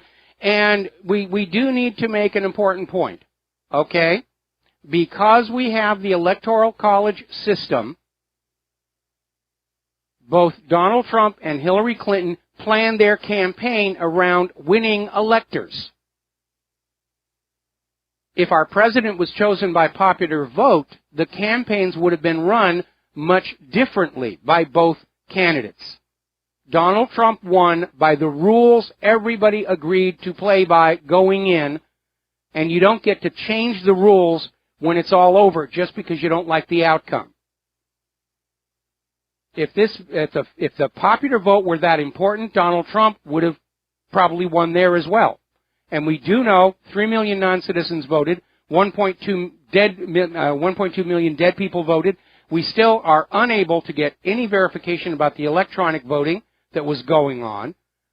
We know that in many precincts, machines were openly seen voting for Hillary Clinton when the button for Donald Trump was pushed, and to their credit, those precinct workers took the machines out of service and went back to the paper ballots. But our election system is a joke. It shows the world we are not a democracy.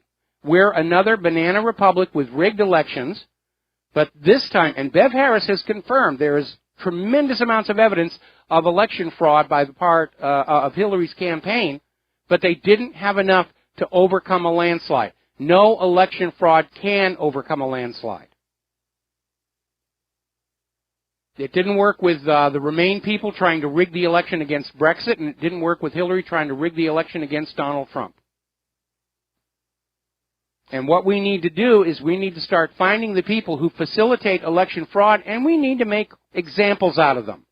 We need to put them in jail. If you go into a 7-Eleven and you try and steal a 6-pack of beer, you're going to go to prison for a while.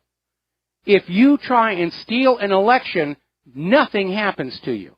Do you not see the inequity in that? Now then, let's talk about the immigrants and refugees. 60 Minutes went to Sweden to do a segment showing how great the refugees are, and gee, we can't understand why the people of Europe are having such a fuss about the flood of refugees coming in. The crew, the 60 Minutes crew, got attacked by the refugees, trying to smash the camera, trying to kick the sound guy, attacking the host. Yeah, you got to look at that video. Talk about manufacturing fake news. Apparently in Germany, refugees burned down one of their asylum centers. Burned it down on Ramadan. Apparently their complaint was there wasn't enough Nutella to go around. So they rioted and burned down the asylum center. Now there's a little bit of good news out there.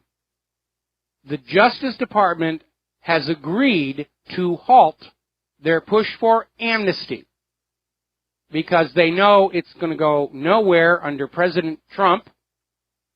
And so if Obama thought he was going to get his amnesty to put on his legacy in his last days in office. He's not going to get it. Not going to get it at all. Now, you've probably been hearing how the mayors of all these so-called sanctuary cities are out there saying, we're not going to cooperate. We're going to keep our illegal immigrants and refugees here. We don't have to cooperate with you. And President-elect Trump has come on out and said, you're absolutely right. You don't have to cooperate with me, and I don't have to send you $650 billion in funding, do I? So that ought to calm things down there a little bit. Now, as you know, there is a war by the corporate media, not just against the independent media, but against foreign media, especially Russian media.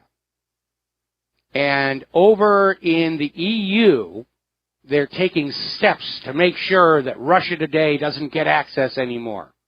Remember that big stink that came out of the State Department when they declared Russia Today to be not the equal of the American media, for daring to ask what proof the U.S. had Russia was bombing hospitals.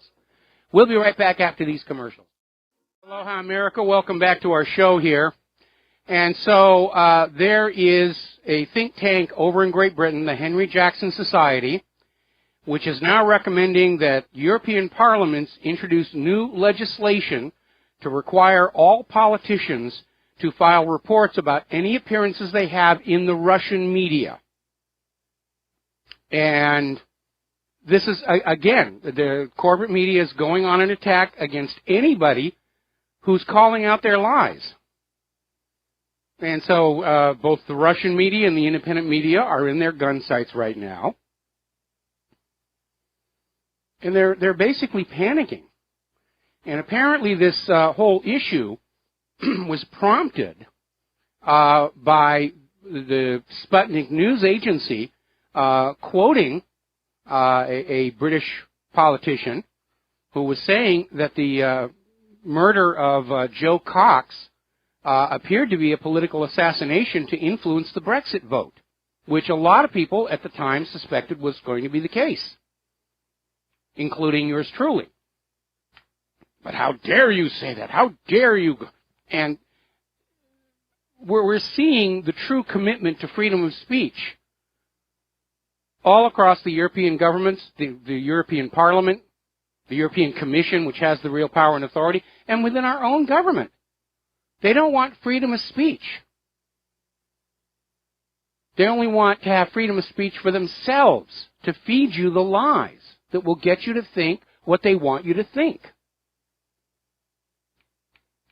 And they're way too late. They're way too late.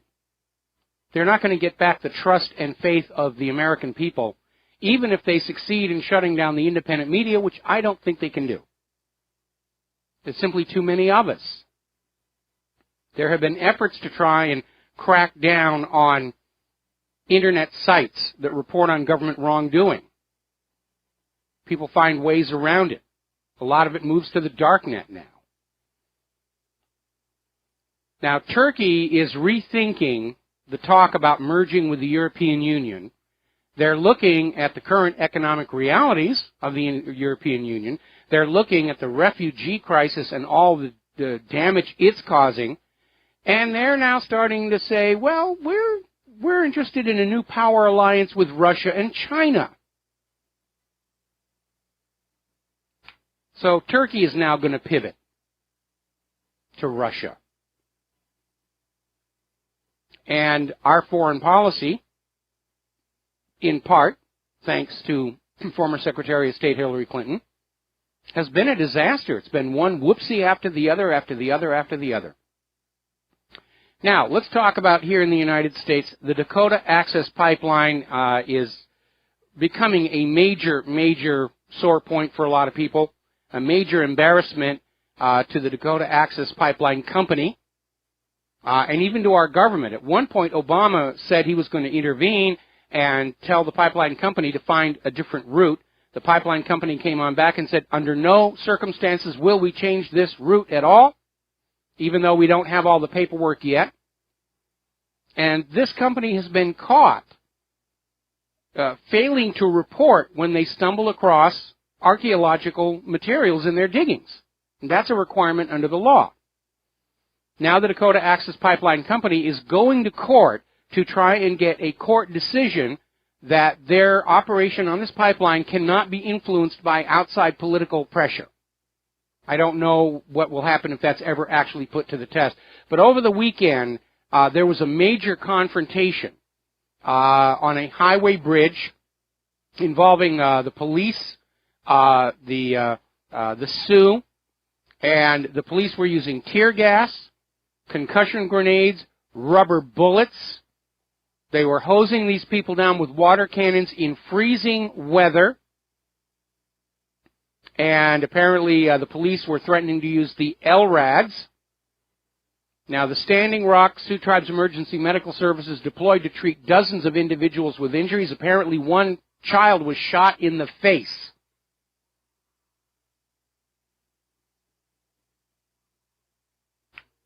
This is another wounded knee getting ready to happen. All right, we're going to take a break for commercials. We'll be right back.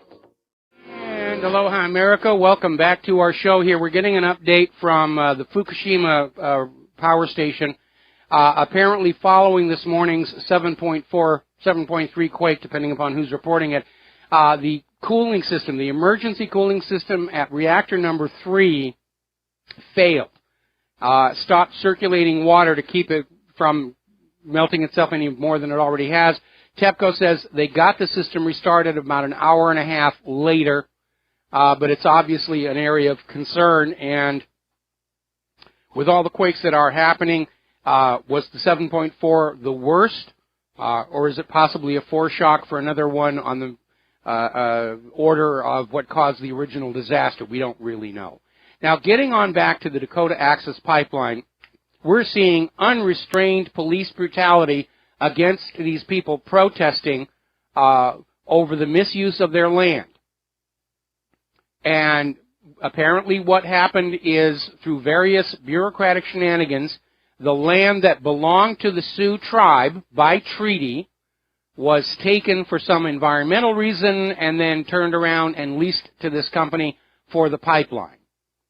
And the Native Americans are feeling like they were cheated and that maybe they shouldn't have been quite so welcoming to those pilgrims back during Thanksgiving, all those centuries ago. But apparently the police were using, again, water cannon on these people in freezing cold weather and stun grenades. They were using stun grenades. Now, the police are saying they had to do this because there was a riot, but it was the police who started the riot. And 167 people have been injured. It was even described as a war zone. And the people in the reservation are concerned that this pipeline is a threat to their safe water supply, and we know pipelines break, pipelines leak. We've had a couple of bad ones over in the southeastern United States lately. We all remember the Deepwater Horizon disaster. It's a real concern. And there's a valid concern over their sacred lands. And before you start getting into this, sacred lands thing. Now, imagine the Dakota Access Pipeline wanted to bulldoze your cemetery behind your church where your family is buried. How would you feel about that? Because that's exactly what's going on here. And then there's the issue of the archaeological sites. Now, under U.S. law, all construction is required. When they stumble across any kind of an archaeological remain, they must halt for the site to be evaluated and possibly excavated by archaeologists to preserve the history there. And the Dakota Access Pipeline Company has been caught ignoring that and simply bulldozing on through archaeological sites. And these sites represent the history of those people. Again, let's put it in another context. Pipeline company wants to bulldoze through Stonehenge or your neighborhood church or the National Archives. Just roll over that Declaration of Independence because we've got to make money here. Now, over in Albuquerque, there's a big stink going on, and it's the after effect of this horrible tragedy on March 16th, 2014, when Albuquerque police officers just executed this homeless guy, James Boyd, for illegal camping. He was out camping in the wild, but apparently he was on land that was owned by the government or something. And the police went up there, and one of them was actually caught on video saying, "I'm just going to kill the guy." And it was caught on an officer's body cam, which led to now retired Officer Keith Sandy and Officer Dominique Perez being charged with murder.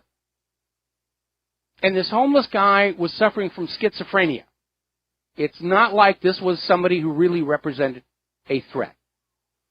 And it triggered a firestorm of backlash against police and a nationwide demand for cops to wear body cameras and document everything. Now, apparently, though, the Albuquerque police have been caught deleting and altering and editing those videos in order to support the police officer's version of whatever happened.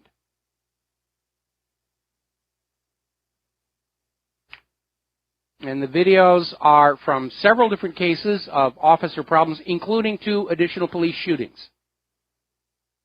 Well, you know, the videos disappeared. We don't know where they went, so we're just going to presume the officers are telling the truth here. Now, here's a story that really annoyed me. Apparently, there was this family traveling on a flight into Phoenix, and for some reason, the flight to Phoenix was running late. Now, this family was on their way to meet the remains of their son who was killed in combat. It's a Gold Star family. And when the plane landed, the crew was concerned about the family missing their connecting flight. So the captain made an announcement saying that all the passengers had to remain seated and let this special military family exit the aircraft first. And apparently the passengers in first class, you know, the money junkies, began to boo and complain. Now, I find that absolutely disgusting. Whether you agree with the wars or not, and I do not, we owe those people who put on that uniform our respect. And we owe the families of those killed and crippled in combat our kindness, our consideration. And for those people in first class to just start booing, "I'm a money junkie. I've got to get where I'm going. I'm an important person here. You know, your kid's dead anyway. You can wait." I remember on Claire and my recent trip to Santa Claus, Indiana. I kid you not, that's the name of the town. I remember when we were getting on board the plane, we had trouble getting on board the plane because we had to go through the first class section, and they're already being poured wine and beer and champagne, and you know, and the flight attendants are literally blocking the aisles. You know, us steerage class passengers couldn't get to our seats because the first class people had to be made drunk before takeoff. Didn't exactly paint a very, very pretty picture. Now, a lot of you are probably already aware of the boycott, divestment, and sanctions movement, and you're aware that Israel does not like it very much. They're trying to have it made illegal, even though it is a protected expression of protest under the First Amendment. Boycotts are protected free speech. But as it turns out, supporting the boycott, divestment, and sanctions movement may have saved a lot of lives, because the Sabra dipping company that makes the line of hummus products has had to recall a huge amount of their products over a possible listeria contamination. And Sabra is on the BDS list. So if you were not buying Sabra for reasons of BDS, then you are not at risk for having come down with listeria. Now, all of us are dealing with our smartphone issues. Mine is starting to act up. I don't want to have to replace it, but it's starting to say, I'm getting old and cantankerous. But there is a problem, apparently, with the low-end Android devices that are being made by companies that are shipping these phones with back doors built into the firmware. And researchers from CryptoWire have discovered a secret backdoor in the firmware of Chinese firm Shanghai Adapts Technology Company Limited. And researchers have found another similar thing in a company, products from a company called Regentech Group. And, you know, I'm about ready to ditch my cell phone and go back to one of those old dial rotary phones that sit on the desk. They really have become far more trouble than they're worth. Turning into a Luddite. All right, the first major winter storm of the year is moving across northern United States. Has caused 2 deaths and hundreds of crashes so far. And it's the first heavy snow of the year. There has been snow earlier, but this is the first heavy, gonna stick, be around till spring snow. Over in Oklahoma, West Virginia, they had the first weekend of the college football season was snowed. And so there were pictures of all the football players playing in the white fluffy stuff. Now, scientists who are not connected with Al Gore's global warming scam are now saying that, yes, the Old Farmer's Almanac was right. There's going to be a hard freeze and the coldest winter for the last 5 years. Now, they keep talking about the polar vortex, and they do it in a way to make it look like this is something unexpected and new. And, well, you know, we thought the world was warming, but that polar vortex really surprised us. There's always a polar vortex. There's one over the North Pole. There's one over the South Pole. It's the result of Coriolis effect. And, yes, it swivels around a little bit as the Earth changes its alignment with the sun. Remember the big deal they made over the hole in the ozone over Antarctica? Oh, my goodness, there's a hole in the ozone. We're going to die, and we've got to do... And then they did some research and found out that hole was always there. Wasn't new, wasn't an emergency. Remember when they banned, spray cans? You know, the chemical that was in them, some kind of fluorocarbon, I think, was in there. Oh, it goes up there and it destroys ozone and it never goes away. And they banned all of that. Turned out the ozone hole was there all along. More fake news. Now, a little bit of good news, and again, I agree with this. Donald Trump is expected to slash NASA's climate change budget in favor of actually doing spaceflight again. He wants to send humans back to the moon and beyond. We certainly need a reliable space launch system that is not based on engines we have to import from Russia. Donald Trump is convinced human-caused global warming is a hoax. And he wants to have NASA go back to actually doing space missions. Now, right now, with the last one that went on the last big success, there's nothing on the drawing boards for like 2 years. There's one more mission going to Mars, but after that, it's a big desert. Trump is going to change that. And I think we should send humans back to the moon. I think we ought to look at a permanent base. I think we need our own way to get up to the space station, maybe make a bigger space station, and we ought to be seriously looking at going to Mars.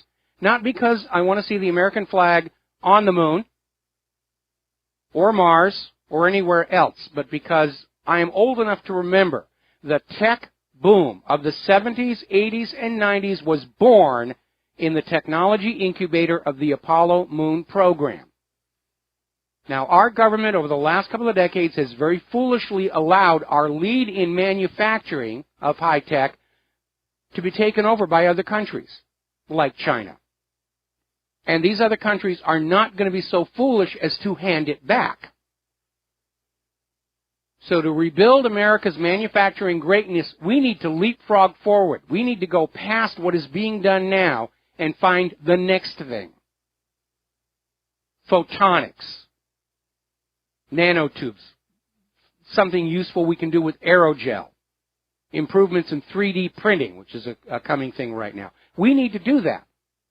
And in solving the problems related to going back to the moon, or to Mars, or just up to our space station, we're going to come up with new materials, new processes, new technologies that will be the foundation of these new products and industries. Everything that you see in front of you, the microchips in your computers, the smartphones, the digital watches, all of that technology was born in the Apollo Moon program. We need another one. And so I'm absolutely 100% on board with Donald Trump with his retasking of NASA. I absolutely agree with him on that one. Now, do you remember the Zika virus? Zika's coming to get you. And it all originated with this epidemic of hypocephalic babies down in Brazil that were being born approximately 1 year after a government-mandated vaccination campaign for pregnant women. But, of course, we can never blame vaccines for causing any harm whatsoever. So it was declared that the Zika virus was the cause of the microcephalic babies. And the Zika is carried by mosquitoes, and we need eradication programs. And the scientists in Brazil were saying where the microcephalic babies were being born and where the Zika virus was didn't line up. And Zika's been around for at least 70 years without producing any of these symptoms. But the corporate media had their villain. It's the Zika virus. It's not the vaccines. And they did a big scare campaign, and they launched all these mosquito eradication programs. In Florida, the governor of the state was found to have an economic link to the company that got the contract to eradicate the mosquitoes carrying Zika. And in the process, they eradicated honeybees, which Monsanto was really grateful for. But it was all reckless. And now the World Health Organization is saying, actually, it's not an emergency. It doesn't actually cause that much harm. The CDC said that most humans will self-immunize to Zika on its introduction. It's like Zika is its own vaccine. Zika is carried by the same mosquitoes that carry dengue. You know, and it's almost like a classic, we made you look. You know, we found our scapegoat to protect the vaccine companies, and now that we're sort of past that crisis, it was never a big deal anyway.